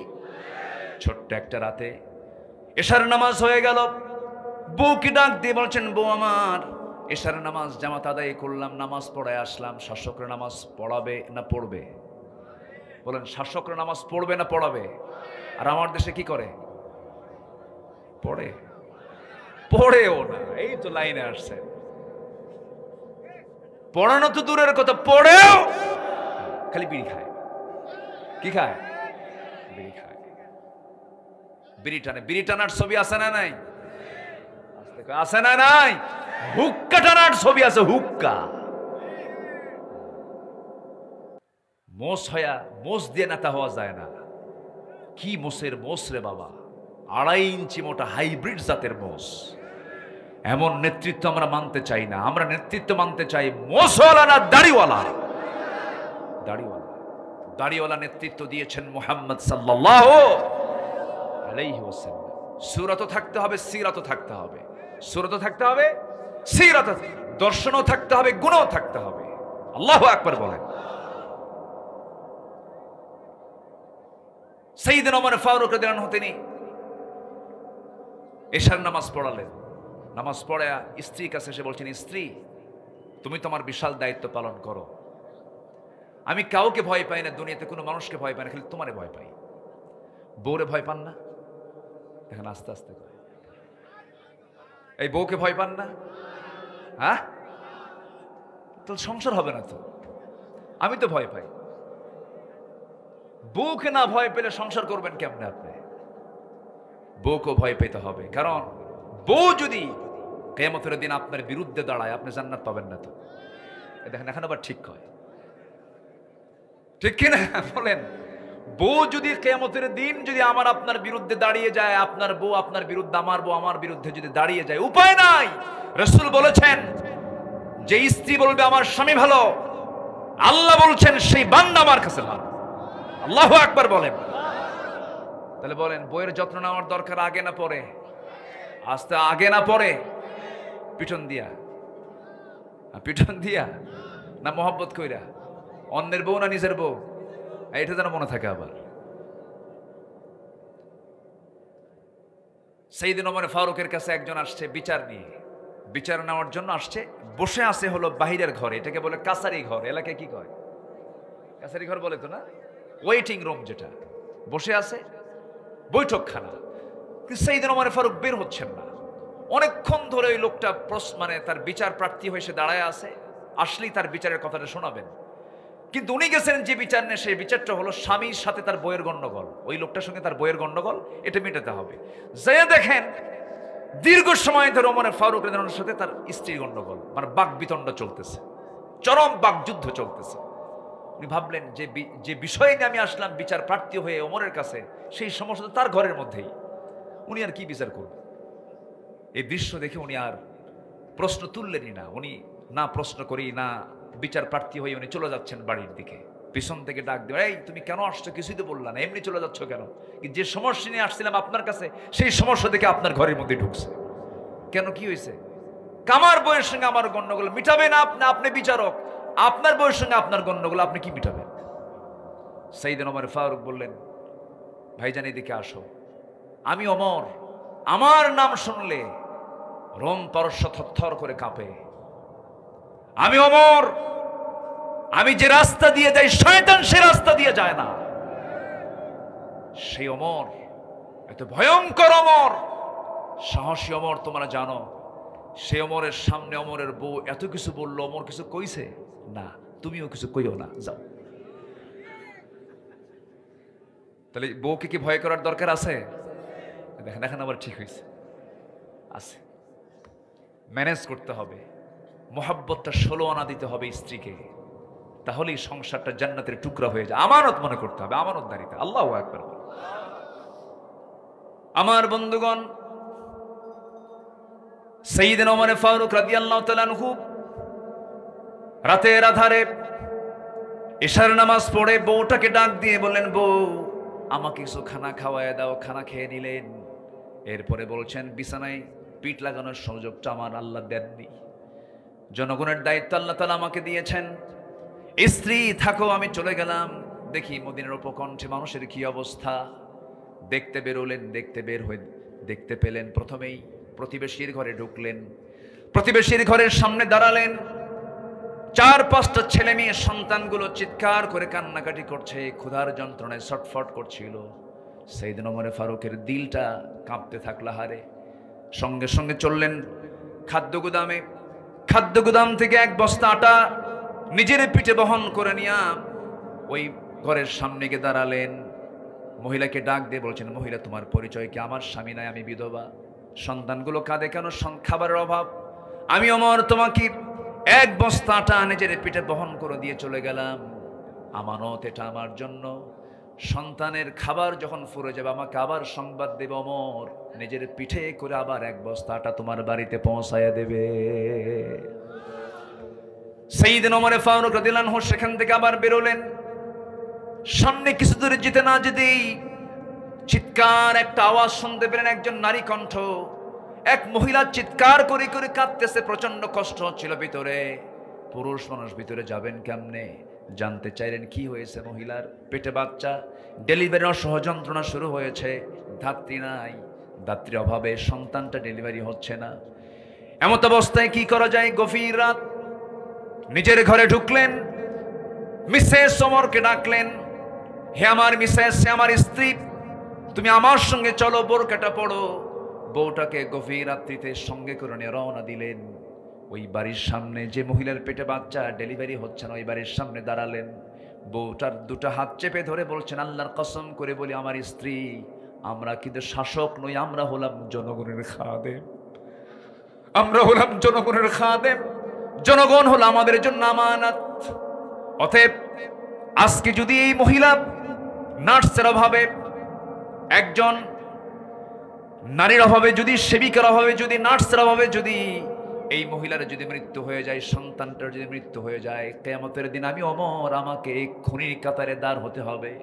অতএব আজকে আমি তোমার স্বামী, আমি তোমার কাছে আমার জোর অনুরোধ, আমরা নিজেকে শাসক না মনে করে, খাদেম মনে করে তুমি আমার পক্ষ থেকে এই দায়িত্বটা পালন করবে। যাও, ঘরের মধ্যে ঢোকো। আজকে তুমি আমার স্ত্রী, আমার শুধু বউ নও, তুমি আজকে এই মহিলার নার্সের দায়িত্ব পালন করবে। যেরকম সুবহানাল্লাহ। বউটাকে নার্স বানালেন। কি বানালেন? নার্স বানায় নিলেন। সন্তান ডেলিভারি হয়ে গেল। সেখান থেকে আবার বেরোলেন, সামনের দিকে চলতেছিলেন। ছোট্ট একটা লাঠি নিয়ে হাঁটতেন, নবীজির সুন্নাহ এটা। রাতের বেলা রাসূল ছোট্ট লাঠি নিয়ে হাঁটতেন, কারণ সাপ পোকামাকড়ের ভয় আছে না নাই বলেন? আছে। ছোট্ট লাঠি নিয়ে রাসূল হাঁটতেন, ছোট্ট লাঠি নিয়ে একাকী চলাফেরা করছেন ওমর ফারুক রাদিয়াল্লাহু তাআলা আনহু। চুল পরিমাণ কোনো ভয় নাই, কারণ তার শুধু রাজ্যের সম্রাটই ছিলেন না, তারা মানুষের মনোজগতের সম্রাট ছিলেন। যেমন করে রাজ্যের সম্রাট তারা ছিলেন, আবার মানুষের মনের জগতের সম্রাটও ছিলেন। মনকে জয় করে করতে পেরেছিলেন তারা। একাকী চলতেছেন, কোনো ভয় নাই। কার ভয়? আসতে বলবেন না, কার ভয়? সামনেও কোনো লোক লাগলো না, পিছনেও কোনো লোক লাগলো না, কোনো প্রোটোকল লাগলো না। 40টা রাষ্ট্র তিনি চালাচ্ছেন, অথচ একটা প্রোটোকল মেইনটেইন করার জন্য একটা লোকও তার লাগতেছে না। একাকী রাতের বেলা, অন্ধকার কুটকুটে রাত্রিবেলা এত বড় একজন শাসক চলাফেরা করছেন, চুল পরিমাণ কোনো ভয় নাই। কেন? এর একমাত্র কারণ হলো তাদের মধ্যে চুল পরিমাণ কোনো দুর্নীতি ছিল না। ঠিক কিনা? দুর্নীতি শুধু দিলের মধ্যে ছিল। কার ভয়? এটা হচ্ছে আমানত। এটা কি বলেন? আমানত। সাইয়েদনা ওমর ফারুক রাদিয়াল্লাহু তাআলা আনহু সামনের দিকে চলতে চলতে হঠাৎ করে শেষ রাতের দিকে তার কানে গুনগুন গুনগুন করে একটা আওয়াজ আসতে থাকলো, মহিলার আওয়াজ। তিনি অবাক হলেন, এত রাত্রিতে গুনগুন করে গান গায় এটাকে কোন মহিলা? বারবার তিনি অনুসন্ধান করছেন, সার্চ করছেন। বাড়ি পেয়ে গেলেন। যে ঘর থেকে আওয়াজ আসতেছে সেই ঘরের দরজার কাছে গিয়ে করাঘাত করলেন আর বলছেন, কোন মহিলা গুনগুন করে গান গাচ্ছ? কি উদ্দেশ্য তোমার? এত রাত্রিবেলা আল্লাহর কালাম তেলাওয়াত নাই, তাহাজ্জুদ নামাজ নাই, কি গুনগুন করে গান গাও? ভিতরে আওয়াজ বন্ধ হয়ে গেছে। বারবার ডাকছেন, দরজা খোলে না। পিছন দিক থেকে তিনি আস্তে করে খেজুর পাতার বানানো বেড়াটা আস্তে করে টান দিলেন, ভিতরে ঢুকলেন। ভিতরে ঢুকে দেখেন একজন মহিলার সামনে মোমবাতি জ্বালানো, এবং মহিলাটা মাথায় কাপড় দিয়ে সামনে দাঁড়ায় আছে। বলছেন, মহিলা তুমি গুনগুন করে গান গাও কেন? বিরহের গান গাচ্ছ কেন? কি হয়েছে তোমার? সঙ্গে সঙ্গে মহিলা তৎক্ষণাৎ জবাব দিয়ে বলতেছে, গান গেয়েছে, এটা আমার জন্য একটা অপরাধ হতে পারে, কিন্তু আপনার পরিচয় আমি জানি না, আপনি কে? আপনি আমার ঘরের মধ্যে ঢুকে আপনি একটা দুইটা অপরাধ করেন নাই, 3 থেকে 4টা বড় বড় দোষ করে ফেলেছেন, আমি আপনাকে ছাড়বো না। ওমর ফারুক নিজের পরিচয় দিলেন না, গোপন করে বলছেন, মহিলা আমার দোষগুলো কি কি তুমি আমাকে একটা একটা করে বলো। মহিলা বলছে, আপনি ঘরের মধ্যে ঢুকবেন, ভালো কথা। যে কোরআন তেলাওয়াতের কথা বলছেন সেই কোরআন আল্লাহ রাব্বুল আলামিন বলছেন, লা তাদখুলু বুয়ুতান গায়রা বুয়ুতিকুম হাত্তা তাস্তানিসু ওয়া তুসাল্লিমু আলা আহলিহা। কারো বাড়িতে ঢোকা যাবে না অনুমতি ছাড়া। আপনি সালাম দিলেন না, অনুমতি নিলেন না, 2টা বড় বড় ভুল করেছেন। আপনি দরজা না ঢুকে পিছন দিয়ে বেড়া ছিঁড়ে ভিতরে ঢুকলেন, আমার সম্পদের আপনি বড় ক্ষতি করে ফেললেন। নাম্বার 3। নাম্বার 4 হলো, আমি একজন পর্দাশীলা নারী, আপনি ঘরের মধ্যে ঢুকলেন, আপনি পরপুরুষ, আমি পরনারী, আমার পর্দার কিছু ক্ষতি হয়ে গেল। এই যে বড় বড় ভুল, এই ভুলগুলোর জন্য আমি আপনার বিরুদ্ধে মামলা দেব। কার আদালতে? কোমরের আদালতে। কার সামনে বলে? কার সামনে বলতেছে? সাইয়েদনা ওমর ফারুক বলছেন, তুমি কার নাম নিল? কোমরের নাম নিলাম। সাইয়েদনা ওমর ফারুক বলছেন, ওমর লোকটা তেমন ভালো মানুষ না, তেমন জোতের মানুষ না। এবার মহিলা খেপে গিয়ে বলছে, আপনি যার বিরুদ্ধে আপনি এমন জাতীয় কথা বললেন, দোষ শুধু 4টা নয়, দোষ আরেকটা যোগ হলো। আল্লাহু আকবার বলেন। নিজের কথা কি ভালো বলা যায় নাকি? নিজের কথা তো ভালো বলা যায় না। আমি আপনার বিরুদ্ধে মামলা ঠুকে দেব, সূর্য শুধু উদয় হবে, ওমরের আদালতে চলে যাব, মামলা দিয়ে দেব। সাইয়েদনা ওমর ফারুক বলছেন, ঠিক আছে মামলা দিবা, ভালো কথা। আমার একটা প্রশ্ন। কি প্রশ্ন? সেই প্রশ্ন হলো, তুমি যে রাতের বেলা গুনগুন করে একটা পুরুষকে পাওয়ার জন্য তুমি গুনগুন করে গান গাচ্ছ, এর হেতুটাকে, এর কারণটাকে কি হয়েছে তোমার বলো। কি 3 মাস আগে বিয়ে হলো আমার, 3 থেকে 4 রাত আমি আমার স্বামীকে পেয়েছিলাম, আমার ভরা যৌবন আজকে 3 মাস গত হতে চলছে, প্রায় 4 মাস গত হতে চলছে। আমার স্বামীকেই রাষ্ট্রের রাষ্ট্রপতি ওমর ফারুকের লোকজন সীমান্ত প্রহরায় তাকে নিয়োগ দিয়েছে, সে চলে গেছে চাকরি করার জন্য। আজকে 4 মাস গত হতে চলল, আমার স্বামীর কোনো খবর নাই। আমার স্বামী কোথায় আছে, কি অবস্থায় আছে আমি জানি না। রাত্রেবেলা গভীর রাতে সে নামাজ পড়ে ঘুমিয়ে পড়েছি, ঘুমার ধরে না। স্বামীর জন্য বারবার আমি ব্যাকুল হয়ে পড়ছি। কোনো পরপুরুষকে নয়, আমার বৈধ স্বামীকে কাছে পাবার জন্য আমি বারবার বিরহের গুনগুন করে গান গাচ্ছি। ওমর ফারুক মনে মনে চিন্তা করছেন, দোষ তো আরেকটা যোগ হয়ে গেল। জোরে কান সুবহানাল্লাহ, আর জোরে কান সুবহানাল্লাহ। শাসক জনগণ থেকে দূরে থাকবে না কাছে থাকবে? জনগণ এবং শাসকের দূরত্ব হবে বেশি না দূরত্ব থাকবে না? দূরত্ব থাকা যাবে না, একদম কাছাকাছি অঙ্গাঙ্গি হবে, থাকতে হবে। এটাই হচ্ছে আমানতদারিতা, ঠিক কিনা? আলোচনা শুনতে রাজি আছেন তো সবাই নাকি? কারো কোনো কষ্ট নেই? জোরে বলি ইনশাআল্লাহ। আমার নবীর কয়টা গুণ শিখবো আজকে আমরা? চলতেছে কয় নাম্বার? আরো আছে কয়টা? তাহলে ফজর, ফজর কি সময় দিচ্ছেন আমাকে? জোরে বলি ইনশাআল্লাহ, আরো জোরে বলি ইনশাআল্লাহ। আল্লাহ রাব্বুল আলামিন আমানতদারিতার ব্যাপারে বলছেন, ইন্নাল্লাহা ইয়া'মুরুকুম আন তু'আদ্দুল আমানাতি ইলা আহলিহা ওয়া ইযা হাকামতুম বাইনান নাসি আন তাহকুমু বিল আদল ইন্নাল্লাহা নি'ম্মা ইয়া'ইযুকুম বিহ। জোরে বলুন আল্লাহু আকবার। সূরাতুন নিসা আয়াত নম্বর 58। আল্লাহ রাব্বুল আলামিন আমানতদারিতার ব্যাপারে অর্ডার দিয়েছেন, তোমরা আমানতটাকে পূর্ণ করো, খেয়ানত করো না। কারণ যারা আমানতদারিতা নাই তার ঈমান আসতে, তার ঈমান নাই। আল্লাহ রাব্বুল আলামিন ঈমানদারের যত গুণ বলেছেন, যত জায়গায় গুণের কথা বলেছেন সেখানে আমানতের কথা বলেছেন। এক জায়গায় বলেছেন ওয়াল্লাযীনা হুম লিআমানাতিহিম ওয়া আহদিহিম রাউন والذين هم على صلواتهم يحافظون أولئك هم الوارثون الذين يرثون الفردوس هم فيها খালিদুন। জোরে বলুন আল্লাহু আকবার। নাম্বার 3 হলো নবীজির বড় গুণ ছিল, তিনি ছিলেন ধৈর্যশীল। ধৈর্যশীলতা দিয়ে তার জীবনটা ছিল সাজানো। রাসূল মার খেয়েছেন কম না বেশি? আসতে বলবেন না, কম না বেশি? এত মার খেয়েছেন তিনি। মক্কার মাটিতে একদিন রাসূলকে মারতে মারতে রক্তাক্ত করে ফেলা হলো। তায়েফের কথা কে না জানেন? তায়েফের রাসূলকে মারতে মারতে এক পর্যায়ে রাসূল সেন্সলেস হয়ে পড়েছেন, কোনো হুঁশ নাই। নবীজির মাথার রক্তগুলো গড়ে গড়ে পায়ের তলা পর্যন্ত চলে গেছে, পায়ের তলার সঙ্গে জুতার জমাট বেঁধে গেছে। রাসূল টেনে টেনে খুলতে পারেন না, আর শাজিম কাঁপতেছে, ফেরেশতারা কাঁপতেছে, ফেরেশতারা অস্থির হয়ে গেছে।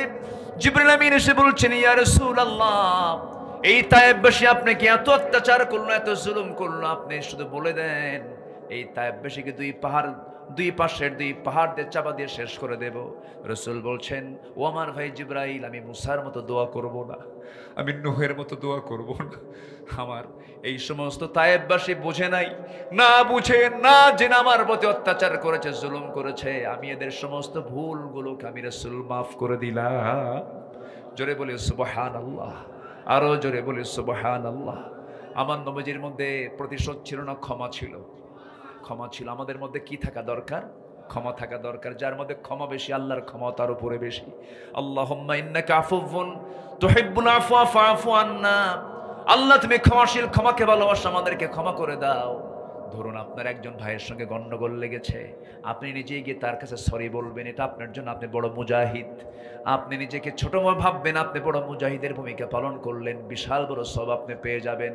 যে ব্যক্তির মধ্যে জিদ বেশি কাজ করবে, এটা হলো শয়তানের মেডিসিন। কার মেডিসিন বলেন? শয়তানের মেডিসিন। জিদ থাকা যাবে না ইমানদারের জীবনে।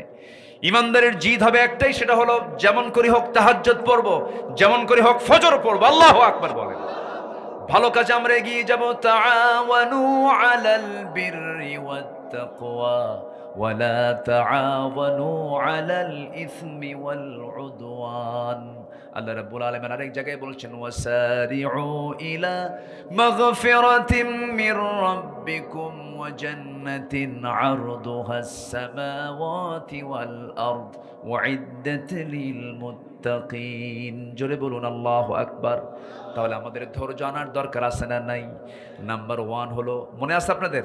নাম্বার 1 হলো কি? সত্যবাদিতা। নাম্বার 2 হলো আমানতদারিতা, আমানা। নাম্বার 3 হলো সবর, ধৈর্যশীলতা। আল্লাহু মা'আস সাবিরিন। জোরে বলুন আল্লাহু আকবার। নাম্বার 4 হলো তাওয়াক্কুল, নির্ভরতা। তাওয়াক্কুল মানে অর্থাৎ হচ্ছে আমি নির্ভরশীল কার উপরে? আসতে বলবেন না, কার উপরে? চাকরি নাই, কি করে খাবো? বিপদ, কেমনে চলবো?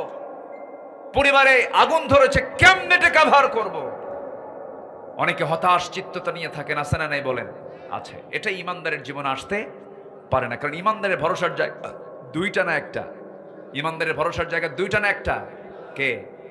আরো জোরে, আরো জোরে, আরো জোরে। এই লোকগুলো যায় কোথায়? চলে যাচ্ছে। অনেক রাত হয়ে গেছে, শেষ করে দিই, দোয়া করে দিই। দোয়া করবো না? যে যেতে নাই তারা ধরেন নাকি? রাগ করতেছেন নাকি? একটু বসেন, একটু বসেন। তাওয়াক্কুল এটা বিশাল বড় একটা গুণ, বিশাল বড় গুণ। সন্তান 7 বছর, ছেলে সন্তান মারা গেছে। বলেন তো, বাপ মার মাথা ঠিক থাকার কথা? মাথা ঠিক থাকার কথা। একজন নবী ছিলেন যাকে আল্লাহ তাআলা 80 বছরের বয়সে সন্তান দিয়েছিলেন। 80 বছরে বুড়া মানুষ, সন্তান দেওয়া হলো, এমন জায়গায় সন্তান প্রসব হলো, এমন জায়গায় সন্তান লালিত পালিত হলো। এই পৃথিবীতে হারামের ভিতরে, কাবার ভিতরের বাসিন্দা ছিলেন একজন নারী, তিনি হচ্ছেন হাজরা আলাইহিস সালাতু ওয়াস সালাম। যেরকম সুবহানাল্লাহ। সন্তান হলো, 7 বছর বয়স হলো, একটু বোঝা, একটু টান, একটু ডাক দেওয়া শুরু হলো। আল্লাহ বলেন, ইব্রাহিম আমি তো সিদ্ধান্ত নিয়েছি ওরে জব করতে হবে, কোরবানি করতে, ইন্নী আরা ফিল মানামি আন্নী আযবাহুক, জব করতে হবে। উনি কি আল্লাহর উপরে ভরসা ছেড়েছিলেন? ভরসা ছেড়েছিলেন না। যে অবস্থায় থাকে না কেন, ইব্রাহিমের সেই বিশাল পরীক্ষা, আগুনের পরীক্ষা, সন্তানের পরীক্ষা, পারিবারিক পরীক্ষা, রাষ্ট্রীয় পরীক্ষা, সব পরীক্ষায় ভরসা করেছেন কার উপরে? আসতে বলবেন না, কার উপরে? এক একটা পয়েন্টের উপরে একটা বিশাল লম্বা আলোচনা হয়ে যেত। সময় তো খুব অল্প, এবং ধৈর্যের বাঁধও ভেঙে যাচ্ছে। ওয়াজ হচ্ছে ধৈর্যের, এইদিকে মারতেছে দৌড়। তাহলে কেমন হলো বলেন? ওয়াজের সাথে তো বাস্তবতার মিল একটু কম পাচ্ছে। একটু বসেন না, একটু বসেন। আগামীতে মাহফিল যখন করবেন, প্রধান বক্তাকে উঠায় দিবেন 9:30টায়। ঠিক আছে না? বলেন তো ঠিক আছে না? হ্যাঁ, তাহলে একটা মাহফিলের সৌন্দর্য 16 আনা ঠিক থাকে। আল্লাহ কবুল করুন, জোরে বলি আল্লাহুম্মা আমিন। নাম্বার 5 হলো ইখলাস, একনিষ্ঠতা। ইখলাস যদি না ঠিক থাকে, তার কোনো আমল কবুল করবেন না কে? কবুল করবেন না কে? আমি সহজ, আমি নামাজ না পড়লে কেমন হয়? এটা কি ইখলাস হলো? এটা কি ইখলাস হলো? আমি সভাপতি হই আর আমি ওই মসজিদের একজন মুসল্লি হই, নামাজ পড়বো কার জন্য? এটা হচ্ছে ইখলাস।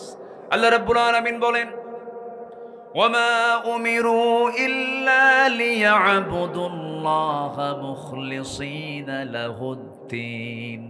এবং তাওয়াক্কুলের ব্যাপারে আল্লাহ রাব্বুল আলামিন বলছেন, ওয়া মাইয়াতাওয়াক্কাল আলাল্লাহ ফাহুয়া হাসবুহ। যে ব্যক্তি আমার উপরে ভরসা করে, আমি তার জন্য আমি নিজেই যথেষ্ট হয়ে যাই। যেরকম সুবহানাল্লাহ। যখন কোনো বান্দা আল্লাহর দিকে 1 হাত আগায়, আল্লাহ তার দিকে 10 হাত আগান। যে বান্দা আল্লাহর দিকে হেঁটে হেঁটে আসে, আল্লাহ তার দিকে দৌড়া দৌড়া যান। আল্লাহ বলছেন, বান্দারে তুই আমার দিকে হেঁটে হেঁটে আসবি, আমি তোর দিকে দৌড়া দৌড়া যাব। বান্দা, আমি তোর জন্য 1টা নয়, 2টা নয়, 8টা জান্নাত বানায় রেখে দিয়েছি। তুই আমার জান্নাতে প্রবেশ করবি, শর্ত হলো, ইয়া আইয়াতুহান নাফসুল মুতমাইন্নাতু রজিই ইলা রাব্বিকি রাদিয়াতাম মারদিয়াহ ফাদখুলি ফি ইবাদি ওয়াদখুলি জান্নাতি। জোরে বলুন আল্লাহু আকবার। নাম্বার 6 হলো আদালত এবং ন্যায় বিচার। ন্যায় বিচার এবং আদালত আমার নবীর জীবনে প্র্যাকটিক্যাল তিনি দেখিয়েছিলেন। আমার নবীর শাসনামলে বিচারালয়ে একজন বিচার প্রার্থী হয়ে চলে আসলো। সম্ভ্রান্ত পরিবারের একজন মহিলা চুরি করে ধরা পড়ে গেছে। ধনী মানুষ, সম্ভ্রান্ত পরিবার। সেই পরিবার আবার ওমরে ফারুককে ম্যানেজ করে ফেলেছে। ওমরে ফারুককে ডাক দিয়ে বলতেছে, ভাই ওমর, তুমি যদি রাসূলকে বুঝাতে পারো, রাসূল হয়তো বুঝবেন। সম্ভ্রান্ত পরিবারের এই মহিলা হঠাৎ করে চুরি করে ধরা পড়েছে, তার হাতটা তো কাটা পড়ে যাবে। কেমন হবে? এটা বংশের জন্য একটা দুর্নাম হয়ে যাবে। আপনি তাদের পক্ষ হয়ে আপনি একটু সুপারিশ করেন। নবীর সামনে এসে বলছেন, ইয়া রাসূলুল্লাহ, আমি ওমর, আমি জানি ওই পরিবারটা খুব সম্ভ্রান্ত, দেখুন তো একটু শাস্তিটা লঘু করা যায় কিনা। চুরির যে শাস্তি, হাত না কেটে ন্যূনতম কোনো শাস্তি দেওয়া যায় কিনা। আমার নবীজি বলছেন, ওমর, তোমার দারাজ কণ্ঠ সেই কোথায় চলে গেল? ওমর, আমি তোমাকে স্পষ্ট ভাষায় জানিয়ে দিতে চাই, যে মেয়েটা চুরি করে ধরা পড়েছে তার নামও ফাতিমা। আমার নবীর মেয়ের নামও, বলেন আমার নবীর মেয়ের নাম কি ছিল? ফাতিমা। রাসূল বলেন, শোনো, ওই সম্ভ্রান্ত পরিবারের যে মেয়েটা ওই ফাতিমা না হয়ে যদি ফাতিমা বিনতে মুহাম্মদ যদি চুরি করে ধরা পড়তো, আমি ফাতিমাকে সম্মুখে এনে সবার চোখের সামনে আমি নিজে তার হাত কেটে এই বিচারের রায় কার্যকর করে দিতাম। যেরকম সুবহানাল্লাহ। তাহলে আইন সবার জন্য। আমার দেশে অসমান। কারণ কিসের আইন নাই বলেন? আসতে বলুন না, কিসের আইন নাই? কোরআনের আইন নাই। ওমর ফারুক রাদিয়াল্লাহু আনহু, তার ছেলে মদ্যপ ছিল, মদ্যপান করে ধরা পড়েছে, প্রমাণ হয়ে গেছে, নিজের হাতে তাকে মেরে দুনিয়া থেকে বিদায় করে দিয়েছেন। আমার বন্ধু আদালত, আল্লাহ রাব্বুল আলামিন বলেন, ইয়া আইয়ুহাল্লাযীনা আমানু কুনু কাওয়ামিনা লিল্লাহি শুহাদাআ বিল কিসত। তোমরা কি করবে? সুন্দর করে আদালতটাকে কায়েম করবে, ন্যায় বিচার প্রতিষ্ঠা নিশ্চিত করবে। কার হুকুম? আসতে বলবেন না, কার হুকুম? নাম্বার 7 হলো তওবা করা, ক্ষমা প্রার্থনা করে। এটা নবীর সুন্নাহ ছিল, নবীর চরিত্র ছিল। আল্লাহ রাব্বুল আলামিন রাসূলকে বলছেন, খুযিল আফওয়া ওয়া আমুর বিল আরফি ওয়া আরিদ আনিল জাহিলিন। জোরে বলুন আল্লাহু আকবার। তাহলে তওবা করব কার কাছে? বিড়ি খাই স্যার, বিড়ি খাবো না। দেখেন সবাই চুপ, আর কিচ্ছু কয় হুজুর এটা শুনবো না। বিড়ি খাই স্যার, জীবনে বিড়ি, দেখেন আওয়াজ নাই। মাহফিলে এসে বলে কি জানেন, হুজুর বিড়ি খাওয়া কি জায়েজ আছে? মানে উনি জায়েজের চেষ্টায় আছেন। আচ্ছা আপনি বলেন তো, বিড়ি কোন একজন নবী খাইছে বলেন তো? এরকম কোন নবীর নাম বলতে পারবেন আপনি? এই যে লক্ষাধিক পয়গম্বর আল্লাহ তাআলা পাঠালেন, কোন পয়গম্বর বিড়ি টানলেন না। এই বিড়ি টানাটা আসলো কোন জায়গা থেকে? কি টানা টানে, এক টানে ধোঁয়া 3 তলায় পাঠায়, আছে না নাই? আল্লাহ তাআলা সকল নেশা থেকে এই জাতিকে হেফাজত করুন। এটা জোরে বলেন না ভাই, আরো জোরে বলেন।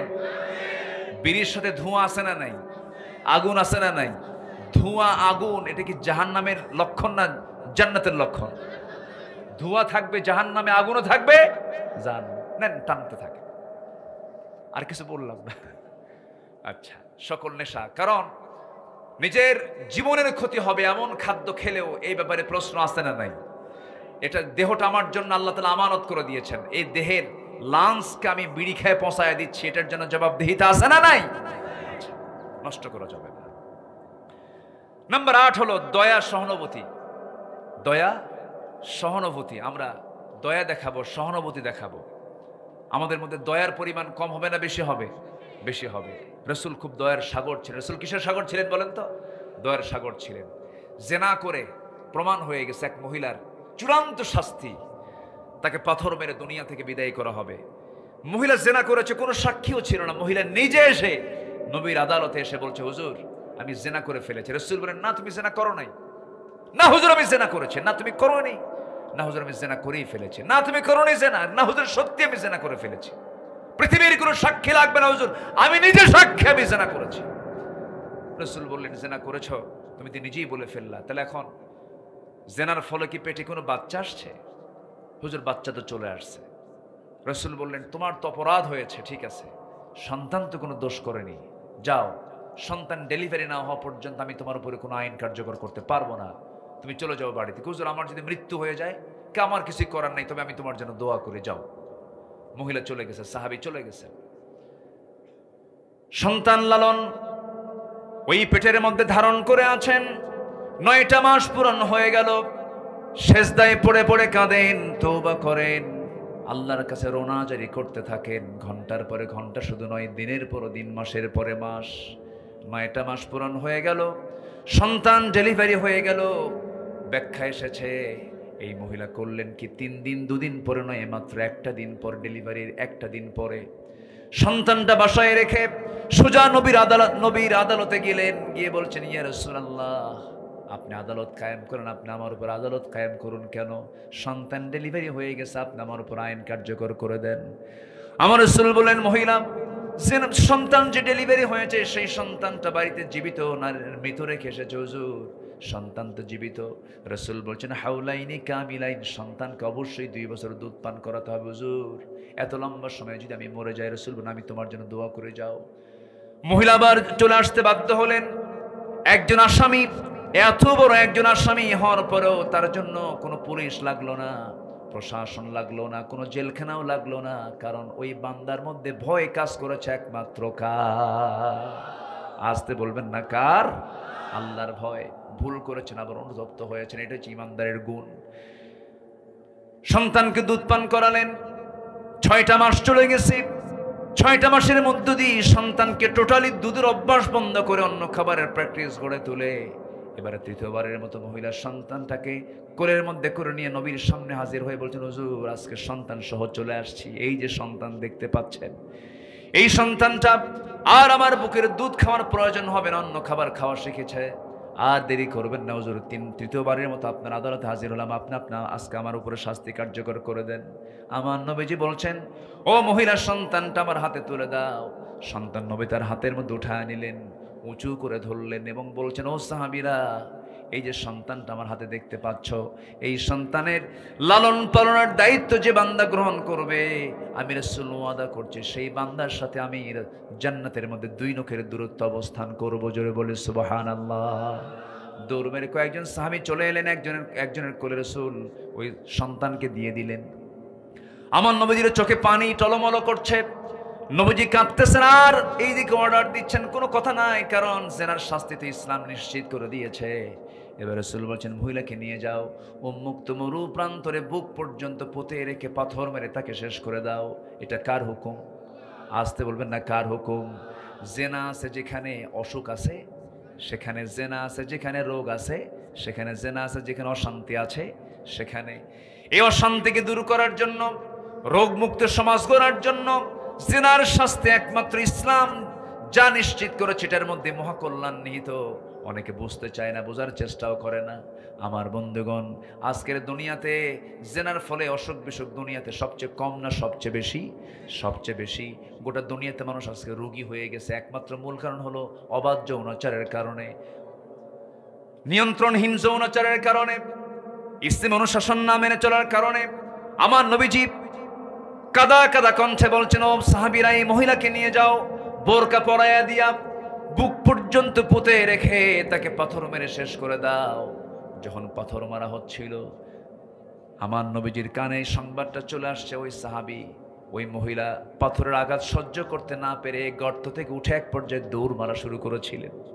আবার সাহাবীরা তাকে ধরে এনে বুক পর্যন্ত পুঁতে রেখে পাথর মেরে তাকে শেষ করে দেওয়া হলো, শেষ করে ফেললেন। সাহাবে কেরাম সাইয়েদনা আলী রাদিয়াল্লাহু আনহু নবীর সামনে দাঁড়িয়ে বলছেন, ইয়া রাসূলুল্লাহ, ওই মহিলাকে যখন পাথর মারছিলাম, ওই মহিলার শরীর থেকে ছিটকে সে কিছু নাপাক রক্ত আমার গায়ে এসে লাগলো।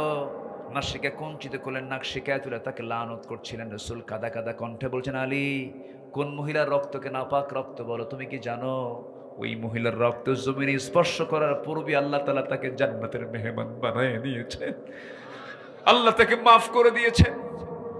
আবার একজন সংবাদ দিয়ে এনে বলল, হুজুর, আমরা ওই মহিলাকে যখন পাথর মারছিলাম সহ্য করতে না পেরে সঙ্গে সঙ্গে সে উঠে দাঁড়িয়েছিল, সেই গর্ত থেকে উঠে সে দৌড় মারতেছিল।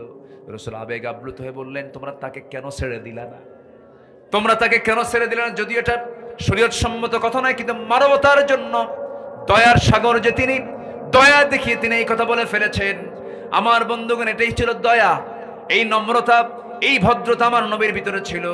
আমার নবীজি বলছেন, ও সাহাবীরা, এই মহিলাকে জানাজার আয়োজন করো, জানাজা কেউ পড়াবে না। এই মহিলার জানাজার দায়িত্ব আমি রাসূল নিজে গ্রহণ করলাম। জানাজায় রাসূল দাঁড়ায় গেলেন। রাসূল জানাজা শেষ করে বললেন, সাহাবীরা, এই মহিলা জীবনের শেষ সময় পর্যন্ত যে পরিমাণ তওবা করেছে, যে পরিমাণ চোখের পানি ফেলে ফেলে কেঁদেছে, আল্লাহর প্রতি যে পরিমাণ ইখলাসের সাথে ব্যাক করেছে, আল্লাহ তাআলা তার সকল গুনাহ তো মাফ করে দিয়েছেন। এই মহিলার তওবা যদি এই মদিনার ৭০ জন গুনাহগারদের মাঝে যদি বন্টন করা হতো, ৭০ জন গুনাহগারকে মাফ করে আল্লাহ রাব্বুল আলামিন তাদের ৭০ জনকে জান্নাত দিয়ে দিতেন। তাহলে আমাদের ভালো হওয়ার সুযোগ আছে না নাই? আসতে বলবেন না, আছে না নাই? সেই সুযোগটা হলো তওবা। সেই সুযোগটা কি? তওবা। যে বান্দার মধ্যে তওবা থাকবে সেই বান্দার মধ্যে দয়া থাকবে, সহানুভূতি থাকবে, নম্রতা থাকবে, ভদ্রতা থাকবে। নাম্বার 9 হলো নম্রতা ছিল আমার নবীজির ভিতরে, ভদ্রতা ছিল। নবীজি অত্যন্ত বিনয়ী ছিলেন। ও ইবাদুর রহমানিল্লাযীনা ইয়ামশুনা আলাল আরদি হাওনা ওয়া ইযা খাতাবাহুমুল জাহিলুনা ক্বালু সালামা। জোরে বলুন আল্লাহু আকবার। নাম্বার 10 হলো কৃতজ্ঞতা। লাইন শাকারতুম লাযীদান্নাকুম। আমার নবীর ভিতরে কৃতজ্ঞতা শোনানো ছিল। চূড়ান্ত কৃতজ্ঞ ব্যক্তি ছিলেন মুহাম্মদ সাল্লাল্লাহু আলাইহি ওয়াসাল্লাম। নাম্বার 11 হলো সুজাত, তার মধ্যে ছিল সাহসিকতা ছিল। যুদ্ধের ময়দানে তিনি ভীরু ছিলেন না সাহসী ছিলেন? বলেন ভীরু না সাহসী? 313 জন সাহাবী নিয়ে 1000 সৈন্যের বিরুদ্ধে মোকাবেলা, ভীরু লোকের কাজ না সাহসী লোকের কাজ? ভীরু লোকের না সাহসী লোকের কাজ? সাহসী মানুষের কাজ। অনেক লম্বা লম্বা কথা ছিল, সুযোগ তার পেলাম না। নাম্বার 12 হলো নেক কাজের আদেশ, অসৎ কাজের নিষেধ বাধা। সৎ কাজের আদেশ দেওয়া, অসৎ কাজের বাধা দেওয়া, এতে 1 নম্বর স্থান দখল করেছেন মুহাম্মদ সাল্লাল্লাহু আলাইহি ওয়াসাল্লাম। রাসূল দাওয়াত দিয়েছেন আবু জেহেলকে, একবার না 1000 বার? একবার না 1000 বার? 1000 বার দাওয়াত দিয়েছেন। নাম্বার 13 হলো বিশ্বাসযোগ্যতা, সেকাহ, আরবিতে সেকাহ বলা হয়। বিশ্বাসযোগ্যতা তিনি অর্জন করতে পেরেছিলেন। জোরে বলি আল্লাহু আকবার, আরো জোরে বলি আল্লাহু আকবার।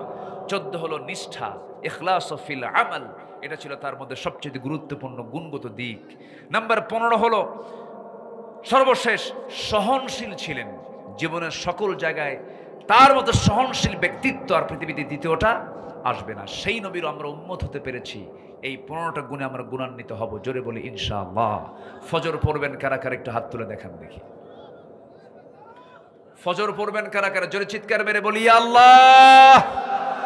আমাদেরকে ফজর, জোহর, আসর, মাগরিব, এশা 5 ওয়াক্ত সালাত আদায় করার তৌফিক তুমি আল্লাহ দিয়ে দাও। জোরে বলে আমিন, আরো জোরে আমিন। বউ স্বামীর জন্য কি মনে আছে? এ আমানত রক্ষা করার জন্য বোরকা গায়ে দেওয়ার দরকার আছে না নাই?